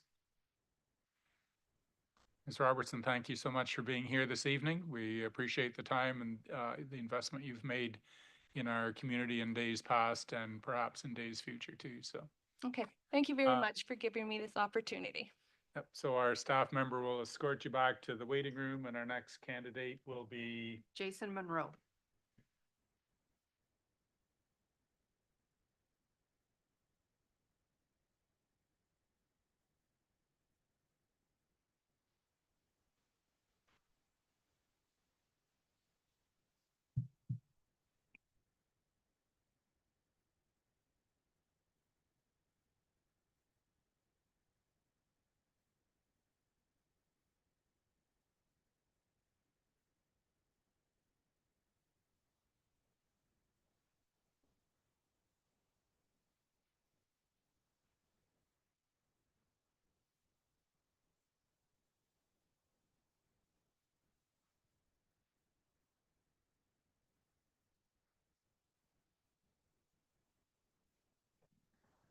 Mr. Munro. Thank you for being with us this evening. We look forward to your presentation.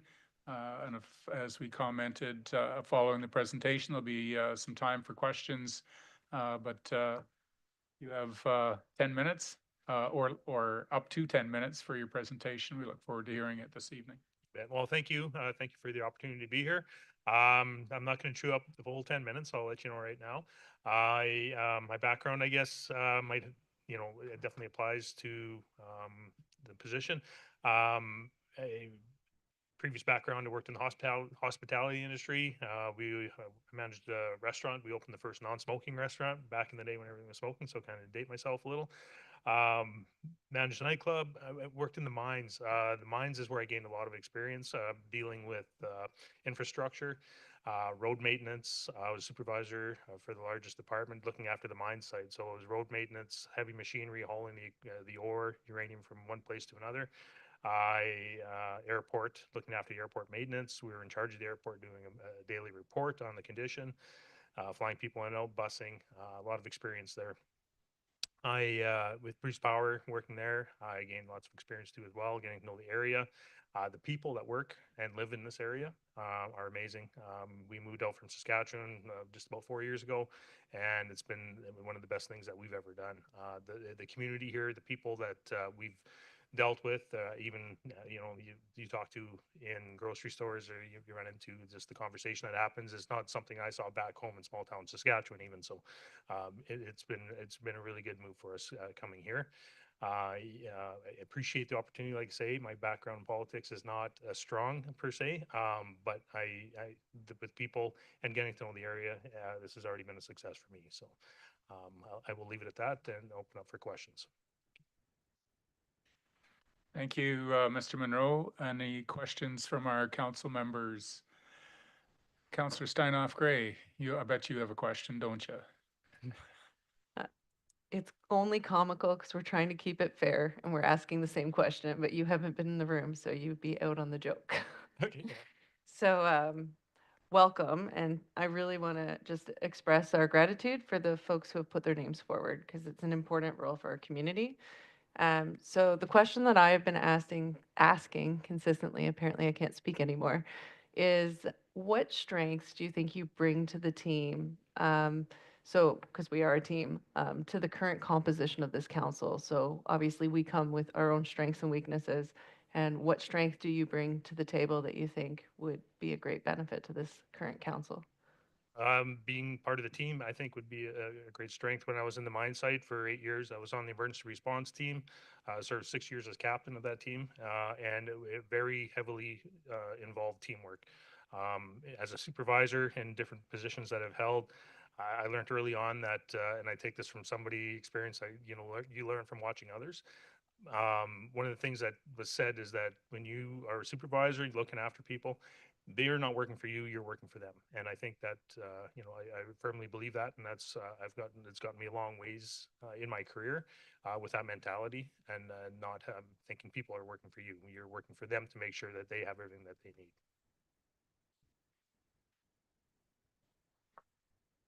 Further questions? Councillor Pranger? Thank you, Chair. Want me to ask the question? Good evening, and thanks for being here. I've been wondering on everyone's background on this, because we're heading into the municipal budgeting process. For you to be appointed, you sort of be thrown in right away in the next couple weeks, right? What experience do you have in budgeting, and in particular large-scale budgeting, if you have any? Budgeting, I guess, other than being involved with owning and running a business, looking at the financial, what you're looking at spending in the future, what the money's coming in now, municipality wise. I mean, I know that's a whole different picture, but as far as business is concerned, you can only spend the money you have, and you can't spend ahead against what you don't have. So, I've managed a business back in Saskatchewan. We still own it and run it, and then with the new business that we've started here in Kincardine, budgeting is a part of that. So. So I'm gonna ask now, different question, okay? But I see your hand. Congratulations on that new business in Kincardine. Could you explain one of the challenges that you overcame yeah, you maybe didn't know it was coming, but it's not easy starting a new business. What steps did you take to overcome perhaps an unforeseen challenge that arose in the development of your new company? I guess the biggest thing there is, I can't think of an exact example, but there's always things that come up where you don't know the answer, or you have to talk to people or rely on people that work for you. That's a big part of it because nobody knows everything, right? So I think putting the faith in the people that you're working with and your team, I think that's where I've dealt with any challenges that do come our way. Councillor Hinchberger. Thank you, through you, Mayor. I'll try to hold my train of thought. It's been a long night for everybody, I imagine. Thank you for putting your name forward. It's like I said, a few people that I went from fear, like maybe up to a week prior to the end of nominations, thinking nobody was going to apply, and then bam, there was 9, and you look at them and you read the expressions of interest, and you're like, wow, it's good stuff. There is not to say that it can't be done, but there is a difference between directing in terms of managing and governing and providing oversight, especially when you're part of a body where you're not the sole person responsible for that. And it's really like, I've learned to realize that, everybody talks about council, but council isn't really a physical thing. It's an entity that it shows itself by virtue of majority vote. So like, I'm really interested in if you have any examples of where you've had to like work as a unit in a group where you had strong opinions about a certain matter and how you work through that whole process of hoping to achieve consensus, but in some cases not, and how that kind of worked for you. I guess the closest example I can think of, my main career before what brought me out here was being in safety. In Joint Health Safety Committee on site when I was back in Saskatchewan. There's similarities, I guess, with that because we're dealing with legislation, we're dealing with regulations as it pertains to work and what's happening. When we have an event on site, as the Joint Health Safety Committee, we investigate that and we come up with corrective actions and work with the employer or employers involved with the corrective actions and what we need to do to move forward on that. Being in safety, you're not always you're the one out there telling people, according to the regulations, this is what we need to be doing. So you're given direction that way, I guess, would be the closest that I can come to being involved with something that you're talking about. So, thank you very much. Yeah. Councillor Stewart, please. Thank you. Through you, Chair, thanks for coming. As you're well aware of, you might be appointed. We were elected. It's a little different. So we actually answer to all those ratepayers and taxpayers out there. And they can be harsh at sometimes. What do you think the most important function as a councillor would be to that group called taxpayer ratepayers? The biggest, I guess, you are, as far as working with programs, working with if it be infrastructure, whatever it may be, but you're never, at the end of the day, I understand you're never going to make 100% of the people happy, but we have to work with, I guess, the common goal to improve on what we can control and work with, I guess, getting to the majority, I guess, that we can make things better.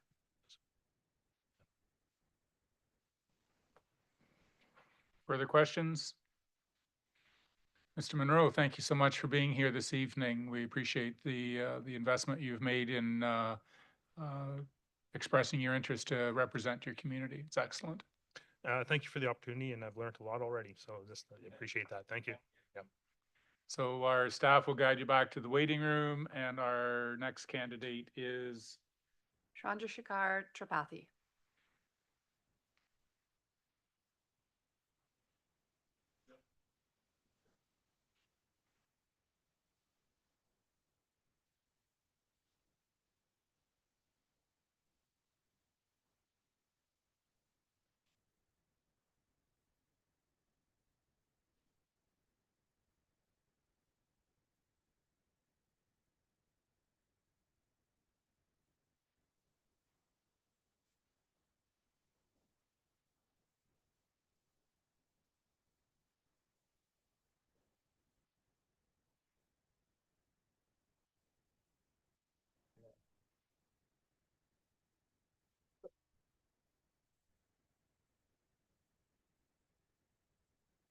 Good evening, Mr. Tripathi. We are pleased that you're here tonight to make a presentation regarding the application for the vacant council seat. You have 10 minutes for your presentation, and then there will be opportunity for questions from council following. So the microphone is yours, sir. Honorable Mayor, respected council, staff, and guest. Thank you very much for giving me this opportunity. And I will certainly brief if I would be given or chosen as a counselor, what I would do. But before that, I just want to, within my 10 minutes, of course, pass on some of these testimonial, and that will help to make this is the one whole page about the community leadership and community spotlight in the independent. Another one is very recent, the 8-page, someone from the Owen Sound has written a book on 29 different families in the last 20 years who has contributed in different way. And there's 8-page from the kindergarten, and there is this page here, so I will just forward that. And another one is on the multicultural celebration that I started 2003 from the school. And on 15th year, the committee has done a book.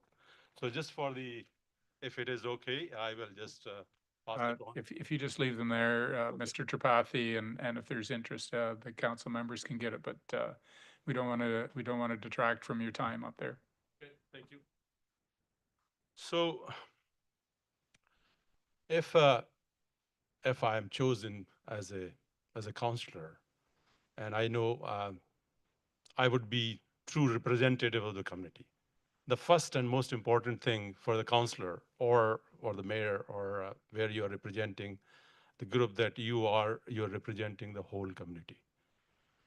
Like young, old, senior, people working, sports, working, family, kids, and diversity, of course. So anything, I understand there are 3 or 4 things which is important, and most important is giving a good governance. That means the policy development and decision making. And what I will influence my experience from last 23 years here in Kincardine and the previous 15 years. The good governance means that it is inclusive, it's objective, and it is and so decisive that we will take the responsibility. And that required a good collaboration of the people. That required that every people is heard, or the most people heard. And then another important thing other than the governance is we are fostering a good relationship with the community or engagement of the community.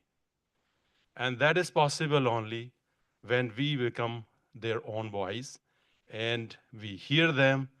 And whenever we come here as a counselor, I become a good bridge between the council and my subject or the people who are there who I'm representing. That means the entire community of Kincardine. So that's the second thing, the fostering partnership, fostering the connection with the community. Another important thing is the stewardship. And a stewardship of resources, which is given, and then how we devise and how we distribute, how we take the decision on that, whether we are really taking that it will impact, it will improve the quality of life.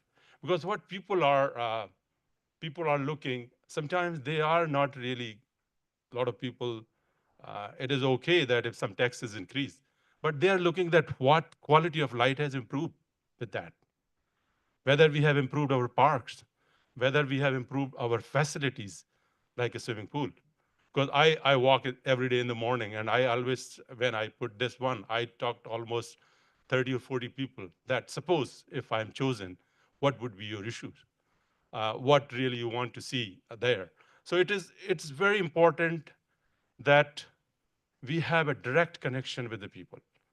And if I'm chosen, that one thing is what I'm going to do, that I will host a counselor tea in a different street, in a different week or different month. because we really have to engage people. Sometimes the disengagement or making a decision which is not by the larger community, which is not by the diverse community, which is not inclusive, which is not taking in a responsible way, because we really have to value things.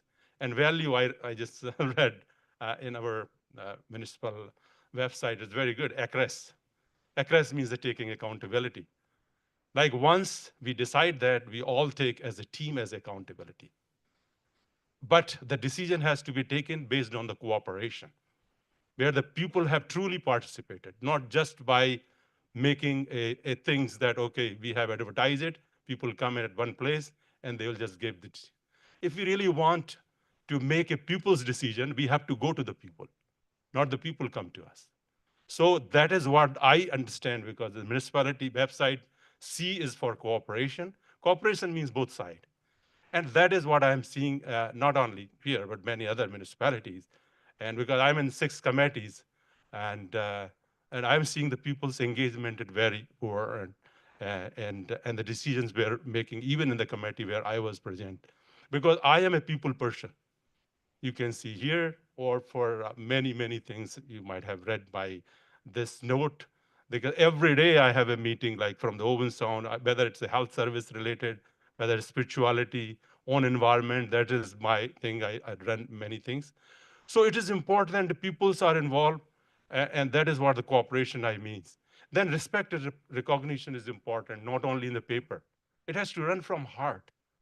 We have in mind, but it has to run from heart. The another thing is really a safety. Safety of the people. We always do something that this is what has been done. The posting is done, but even we don't have the bathrooms, which is available. We really have to look at that how we allocate the fund and how it impact to the people. What are the really corrective action plan? I know that as a councillor, we don't do that work, but the governance part, the good governance means it has to be done. Oversight is also part of the governance, because I have worked in the Bruce Power and governance and oversight, and 10 years in the India, and I know that what the governance is. The oversight is very important. And we work in that model, plan, do, check, act, and review. And if we review, and then when review it, we include it, it doesn't take the 2 years to fix a washroom, because people are looking, what is the problem behind that? And I think as a counselor, we need to deal those issues, because those are the issues hitting to the people. Because I work with all kind of people, with the people in the sports, I do it, morning I walk with them, I play, there are certain things, like there are certain facilities for the sports facility available for the young and other people outside the Davidson Center. Are they maintained, like the basketball court, we have it. It doesn't require, but it requires some sort of policy from the council, that we are looking for youth, young, senior, diverse community, and that is what the responsible and inclusive decision. And then it has to be transparent all the time, not just by writing in the newspaper. Transparent means making a communication with people. We are a people representative, and people representative means the decision has to be taken with people, and then only it can be the right thing. I think that's what, again, I just repeat those 4 points. What I would do, a good, true voice of the people, of all people of the Kincardine who I represent. I will help in the policy development and decision-making in such a way that it is transparent, with whole integrity, and I will take the accountability for that, and respecting inclusiveness and all those things. And then I will foster the stewards for the resources and environment that we care. So the stewardship and then fostering things. That's all. Thank you very much. And I really appreciate, and I will be happy to answer any questions. And then if you want to see more, that those things are there. Thank you, Mr. Tripathi, for presenting to us again this evening. Are there questions from council members? Councillor Hinchberger, please. Thank you, through you, Mayor. Thank you for coming tonight. I can imagine what it'd be like to be the ultimate or last candidate to be looked at. In the democratic process that we have, ultimately you'll find that you can talk a lot about making decisions with the people, for the people, and with the approval of the people, but I've yet to come across any issue where 100% of the citizens in the municipality that we represent were aligned on anything. And that also goes for any member of council dealing with other members of council. So I'd kind of like to describe, what your style and what you see as your authority as a councillor and how you would navigate that sort of thing, making decisions in the best interest of the public, all the public, and then interacting with diverse opinions in council. As I said, that I believe we bridge between the people and the council. Now, I do agree with you. We will never, 100% people will never be satisfied, but at least more than 50% people should be satisfied. Democratic means more than 50%. If more than 50% are unsatisfied, then we have to look our decision. We have to make a choice. So what I'm saying, as you said, we will do the best if some major decision is taken. Major funding is being relocated for certain things.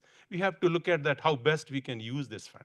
As I gave some example where the day-to-day things happening, that whatever fund is we are relocating or locating, that how it is impacting the people, like youth people. I have talked to at least 10 young people who play the basketball, or because I go on pickleball outside near the Huron Church, and then there's on the Huron Height. I'm just giving the example. There are some courts there, they are not maintained.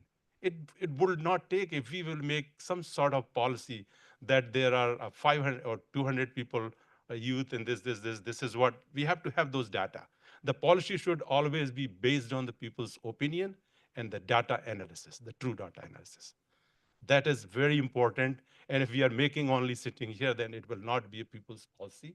It will be policy, okay, we will have just a guidance that we will have a 2 tree for one, but there is no implementation for that. And I have seen people cutting hundreds of trees and not replanting. So I know because I was in environmental committee, and there was some guidance, only guideline, it is not reinforcement. And that has never come up to the people.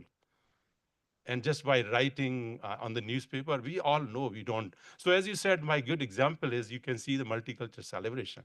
1,500 people come. And I will just give you example, Mike, to you, that couple of years ago, the Bruce Power, I was doing with Bruce Power, this is still, they are the one who are supporting. And I was going to India, and we already decided the date. So the diversity manager, she said, Chandra, we will go ahead. So I just told her, give all file, because she's also part of the committee. She says, yeah, we will do it. So she advertised in the Point and the newspaper, as usual, $125 was giving to 4 newspaper advertisement came. 2 weeks or 3 weeks ago, only 2 people have volunteered. She emailed me, I was in India. Chandra, we only got the 2 people. How you could get the 20 countries?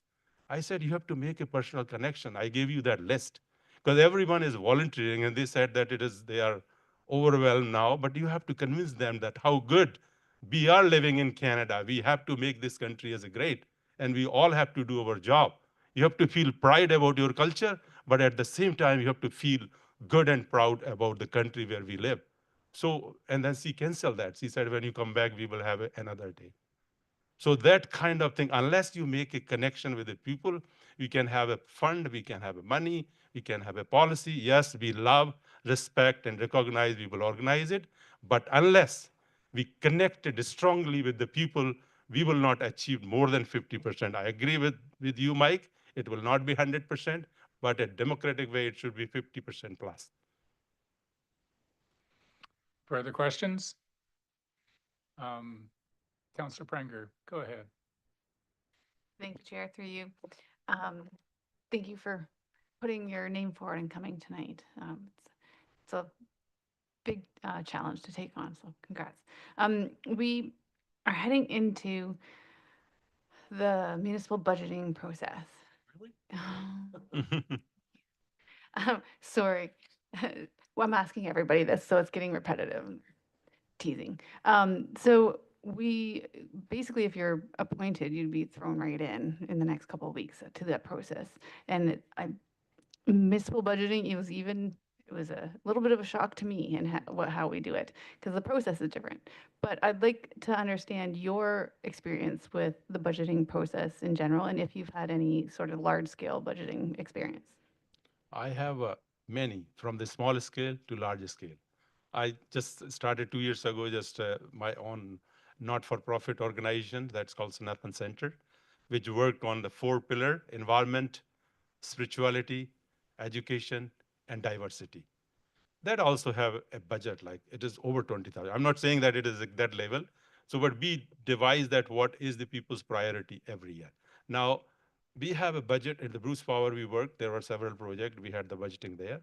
10 years I worked in the government Fournier, and the environment, Ministry of Environment, where I was responsible for whole India, pulp and paper industries and the steel industry. A responsible engineer manager for setting the standards and then setting the budget for that kind of things. So what I'm saying that when we are making budget, we have to really look, have we prepared that what people's need are? So it's the first important thing for next year budget. We should asking the people every field, wherever. Therefore, I said that it wouldn't take much having a couple of meeting with the people, and that will bring the people that how we are for the people, not just having a tens of the people are against about the monument. I'm not saying, but I'm just giving the example, and that why people are against, and still it is everyone is favor here, and decision might have been taken all righteous way. But probably if we would have gone not only one meeting or two meetings, but at different places, having a counselor going and talking to this is what is happening. We are spending so much money on this. What's your idea? Well, so I think in the small council, I don't know for this thing we can do for this year. This year, whatever based on the previous priorities we can allocate. We have to look at what are the people's priority. We have to look at how we can manage our or preserve the resources. Like environmental preservation is very important. Like I live here in Kincardine because of the environment, because of the lake. If lake is not safe, probably it will be difficult for people to understand. The sports facility is there. Quality of life, that is what our mission or the vision is. We really have to make that that as a, are we giving, if we are taking 2 years to fix one washroom, and if we don't have any shower and whole way, that how we can really attract the people in business? Because I have spoken several times in Toronto and many other places in my spiritual discussion, and at least 5 or 6 people have come up and opened the business. But sometimes they says, and when they visit, Chandra, some of the things are not good. It is good place. So I think those are the little things which doesn't require that much budget. We have to really think, and that require the passionate people. And there are a lot of passionate people. I really don't know. There are 9 people who came today. They're all passionate. Whoever is elected, that's the one thing. But in my opinion, we should ask them, say, thank you. I just want to know what's your passionate thing. If you become, what would you do? That will form a simple opinion from the 9 people, and they might have a 5 or 10 people who are supporting them.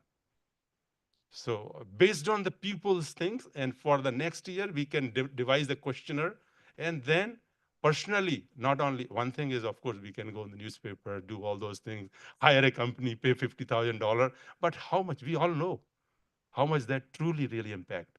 The personal impact is different, and I told you the story. We have to make a personal connection. It is a small town. People know each other from the sport, from the Bruce Power, or from the church. That there are 9 churches. And we can make the connection. I go to the church. I'm a Hindu, stunt Hindu. But sometimes my friend says, are you converting? I said, does the church need me to convert if I want to come? I just want to come here to see and pray what I pray, and then see what best you are doing that I can use in my things.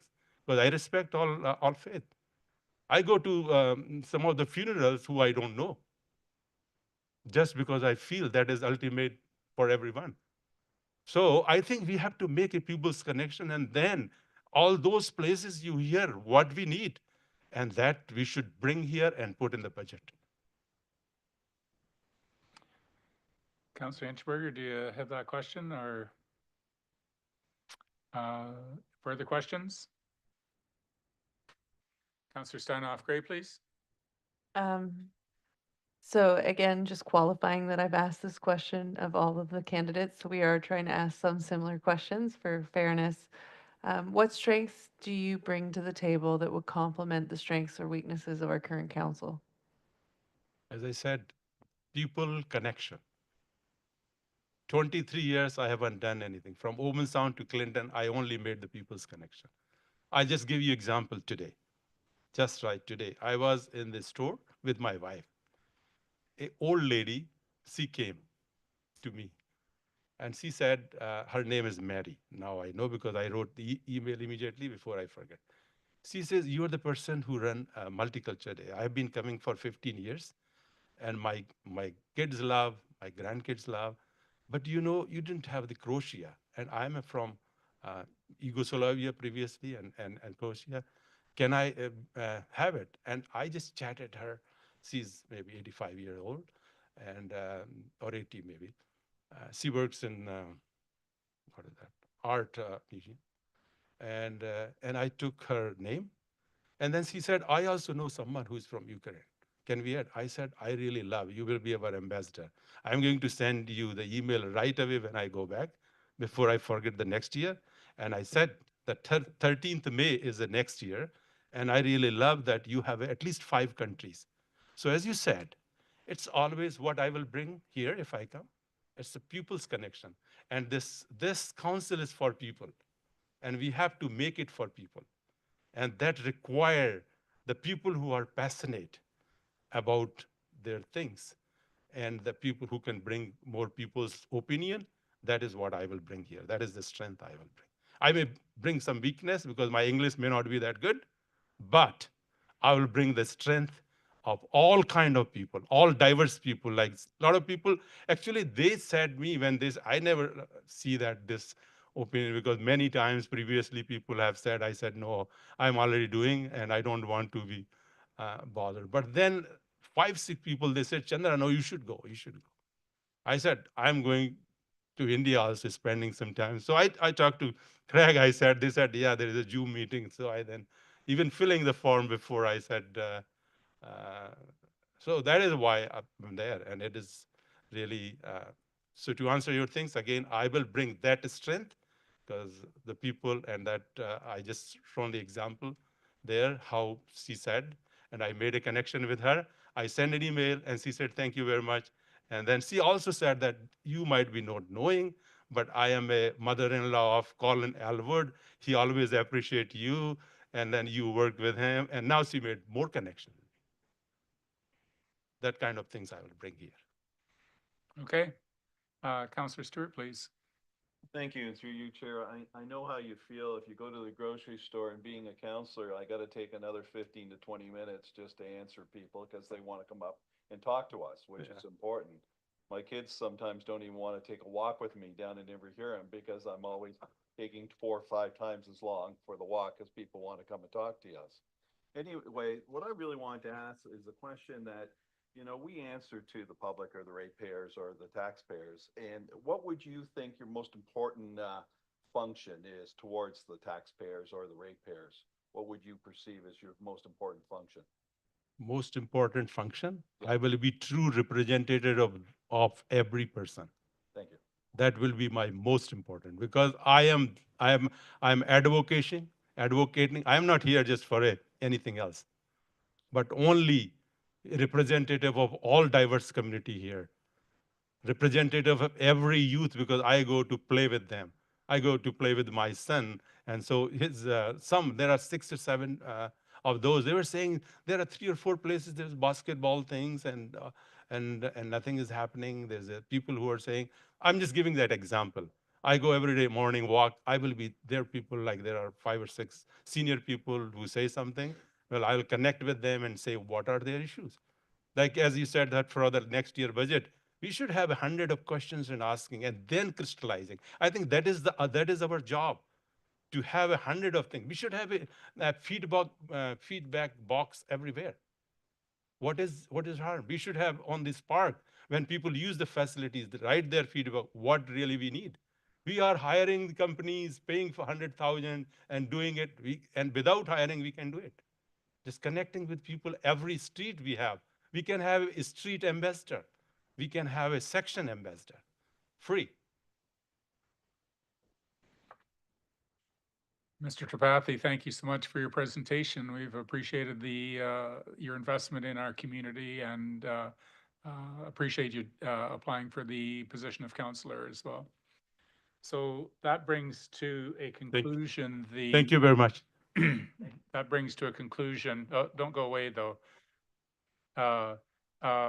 That brings to a conclusion the presentation. So we're going to ask our staff member to request the other candidates to come back to the council chamber, and we'll begin we'll continue the process. So you're able to sit down, Mr. Tripathi. We have no more questions for you. Just Okay. but we're bringing the rest of the candidates back in again. So.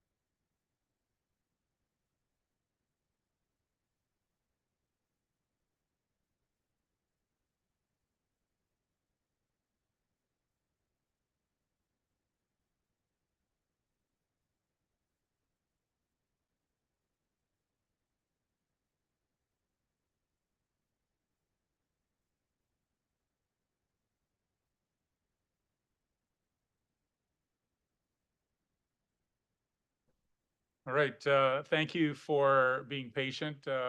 We made that commendation to the council members at the start, and we appreciate that the applicants for the councillor's position have been patient as we go through the process. So now I am going to call for nominations for candidates to be put on, added to the slate of nominees. So only a member of council, of course, may nominate an individual candidate from the slate of candidates. Each member of council may nominate one or more candidates. Nominations must be done by formal resolution with a mover and a seconder, but there's no debate about it. It's just I move, somebody second, all in favor, yes or no. Candidates do not need to be present to be nominated. And your nomination does not necessarily mean that you're going to vote for them or support them or think that they should be the candidate, but it is more of an indicator that the particular person that you have nominated has demonstrated or presented in such a fashion that you believe that they would be a good candidate for the vacant chair. So at this point, I will open up the floor for nominations to be made. We need a mover and seconder that somebody or other will be added to the slate of nominees for the officer of Councillor Ward 1. So Councillor Hinchberger, please. Thank you through you, Mayor. I'd like to nominate Stellina Williams to be added to the slate of nominees. Is there a seconder for that motion? Councillor Stewart? I'm happy to second that, Chair. Oh, I'm sorry. Oh, okay. Councillor Kavanaugh? All in favor of that nomination? We do that individually for each. So this is to add them to the slate of nominees. So after each nomination, we just have, and once again, it doesn't mean, I'm sorry, this is debate. It doesn't mean that you're going to vote for them as the candidate, but you believe that they're a good candidate for the vacant chair. All in favor of that nomination of Ms. Williams? And that is carried. Are there any other nominations? Councillor Stewart, please. Thank you, and I hope I express this properly. Tripathi, Mr. Tripathi, I'd like to move him forward to a nominee. Is there a seconder for that nomination? Councillor Prenger, all in favor of that nomination? And that is carried. Are there further nominations? Councillor Kavanaugh, yes, go ahead. Thank you very much. And through the chair, I'd like to use this opportunity to nominate Kevin Fournier. Is there a seconder for this nomination? Councillor Steinhoff Gray, all in favor of the nomination? And that's defeated. Are there any further nominations? Councillor Hinchberger, please. Thank you, through you, Mayor. I'd like to propose that we add Chris Bianco to the slate of nominees. Is there a seconder for that nomination? Councillor Prenger, all in favor of that nomination? And that's carried.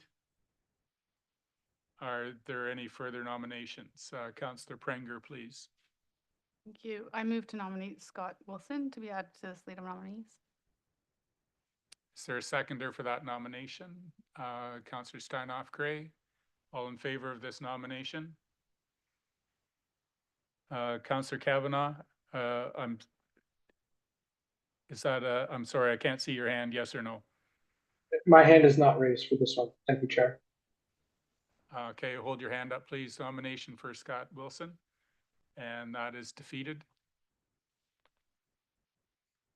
Do you have a nomination? Councillor Steinhoff Gray, please.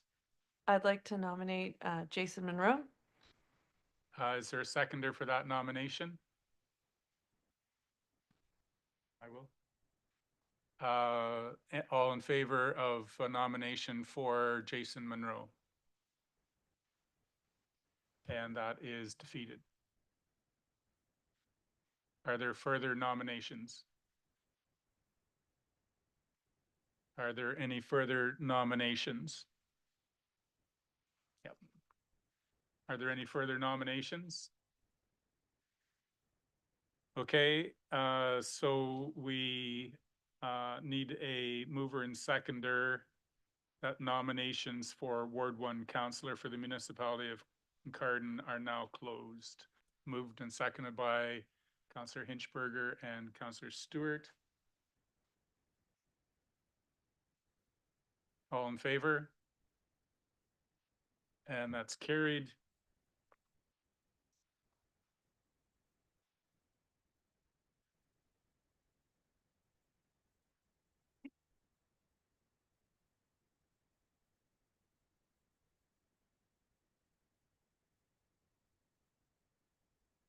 Okay, so we need a mover and seconder now that for a motion to adopt the names as the slate of nominees. These are the candidates that will be involved in the voting process. The following mover and seconder that the following individuals constitute the official slate of nominees for the vacant office of Councillor Ward 1, and they would be Christopher Bianco, Chandra Tripathi, and Stellina Williams. Moved and seconded by Councillor Hinchberger and Councillor Steinhoff Gray, all in favor? And that's carried.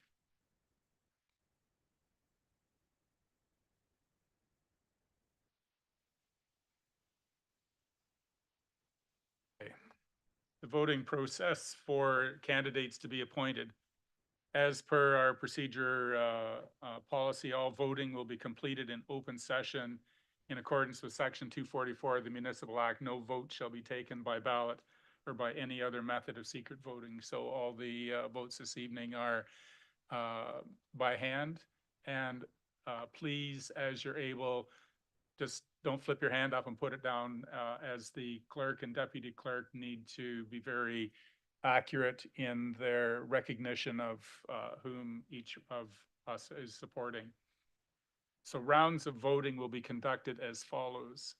The clerk will draw the name of the nominee to be voted on by council randomly from the container. Council will vote on each nominee drawn by the clerk at the same time by way of a public vote by show of hands. So she'll present it, and then you put your hand up. Members of council are reminded to keep their hands up until the clerk has tallied the votes. Each member of council may vote for one nominee only in each round. So each one of these three names will be drawn from the container. If that is the candidate that you choose, then you put your hand up.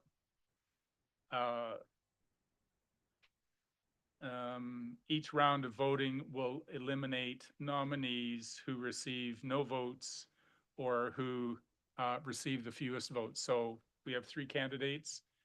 If one of the candidates gets no votes, they're automatically removed from the slate. Success for any candidate equals 4 votes. We have 6 council members voting this evening. They need to have support of 4 vote. Okay, if I missed any of the instructions here, then when we get to the final 2, like that's, when we get to the last 2 votes, if it is a 3-3 tie, then that is when we go to the clerk drawing a name from the container. If at the end, like the first round, we would expect it could be a 2-2-2 tie. Okay, there will be one name drawn out of the container at that point that says this member is no longer in the competition. Following that, we have another vote. If it is a 4-2 or 5, if one gets 4 votes or more, they are the candidate. If it is a tie vote, both names remain in the container. The clerk draws one, and the person whose name is drawn is eliminated from the vote. So it's the person's name left in the container that would become the new Ward 1 councillor. Okay? Councillor Prenger, please. Thank you. Just a clarification, if you don't mind. You said that if any candidate receives 4 or more votes, they are successful. Does that mean that during the first round, if any one of those 3 receives 4 or more, they're automatically successful? There's no more rounds. Okay, thank you. First candidate that gets 4 votes or drawn, or actually is not drawn, is left in the container. Left in the container on a 3-3 vote or a 2-2-2 vote. Yeah. There are too many wrinkles here. Okay, we are asking the clerk at this point to pull a name from the container, and that will be the first name that we will be voting on. So I'm going to put the names in the container. So Stellina Williams, Chandra Tripathi, and Christopher Bianco. Get Tracy to hold it up high. And the first name will be Chandra Tripathi. All of the councillors in favor of appointing Mr. Tripathi to the position of councillor, please raise your hand.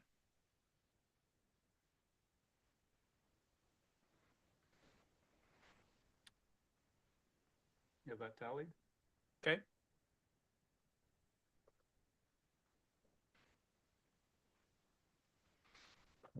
The next is Christopher Bianco.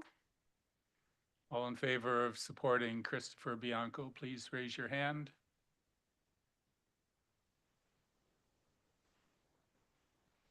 Okay.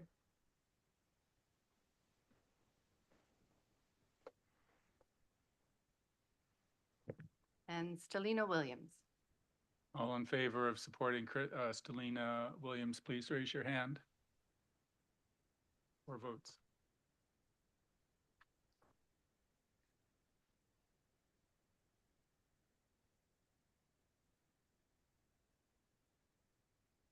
Seeing the result, do you want to report the tally of that, please, clerk, just for clarification? So Tripathi was 2 votes, Bianco was 0 votes, and Williams was 4 votes. So at this point, we need a mover and seconder that appoint Stellina Williams to fill the vacancy in the office of Councillor Ward 1 bylaw be deemed to be read first, second, third time, finally passed and numbered as bylaw 2024 something. 143. Moved by Councillors Prenger and Hinchberger. All in favor of that? That's carried. Ms. Williams, congratulations on your successful candidacy for the office of Ward 1 Councillor. So,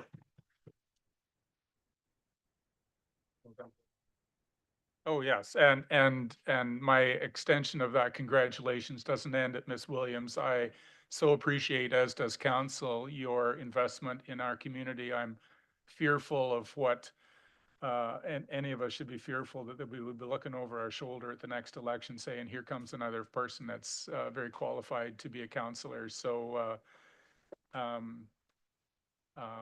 at this point, the clerk will have the oath of office for Ms. Williams.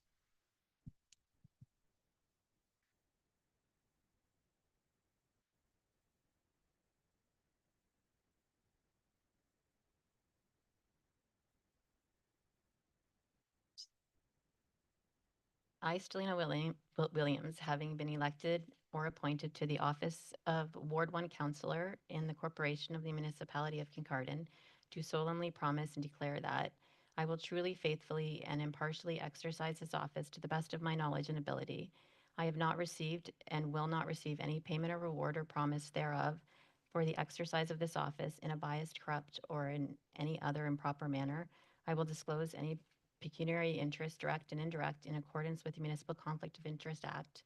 I will be faithful and bear true allegiance to His Majesty King Charles III, or the reigning sovereign for the time being, and I make the solemn promise and declaration conscientiously believing it to be true and knowing that it is of the same force and effect as if made under oath.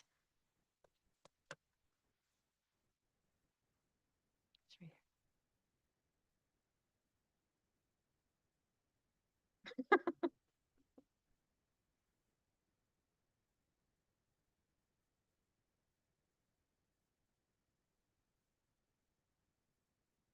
Thank you. So you had 10 minutes before. I'll give you like 30 seconds. Sure. Okay. I just want to thank council for their confidence in appointing me, and I look forward to getting started. All right. So we need to move. Oh, yes. We need Andrea to come back. But she had to. She's in my office. Yeah.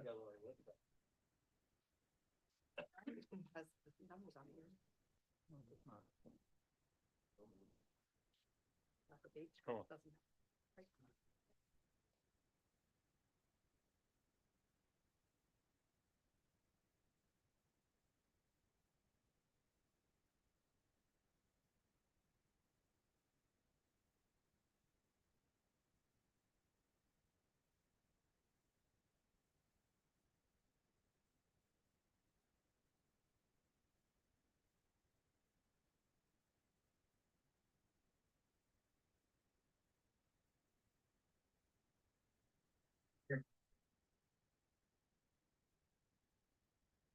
Hey, Andrea, welcome back.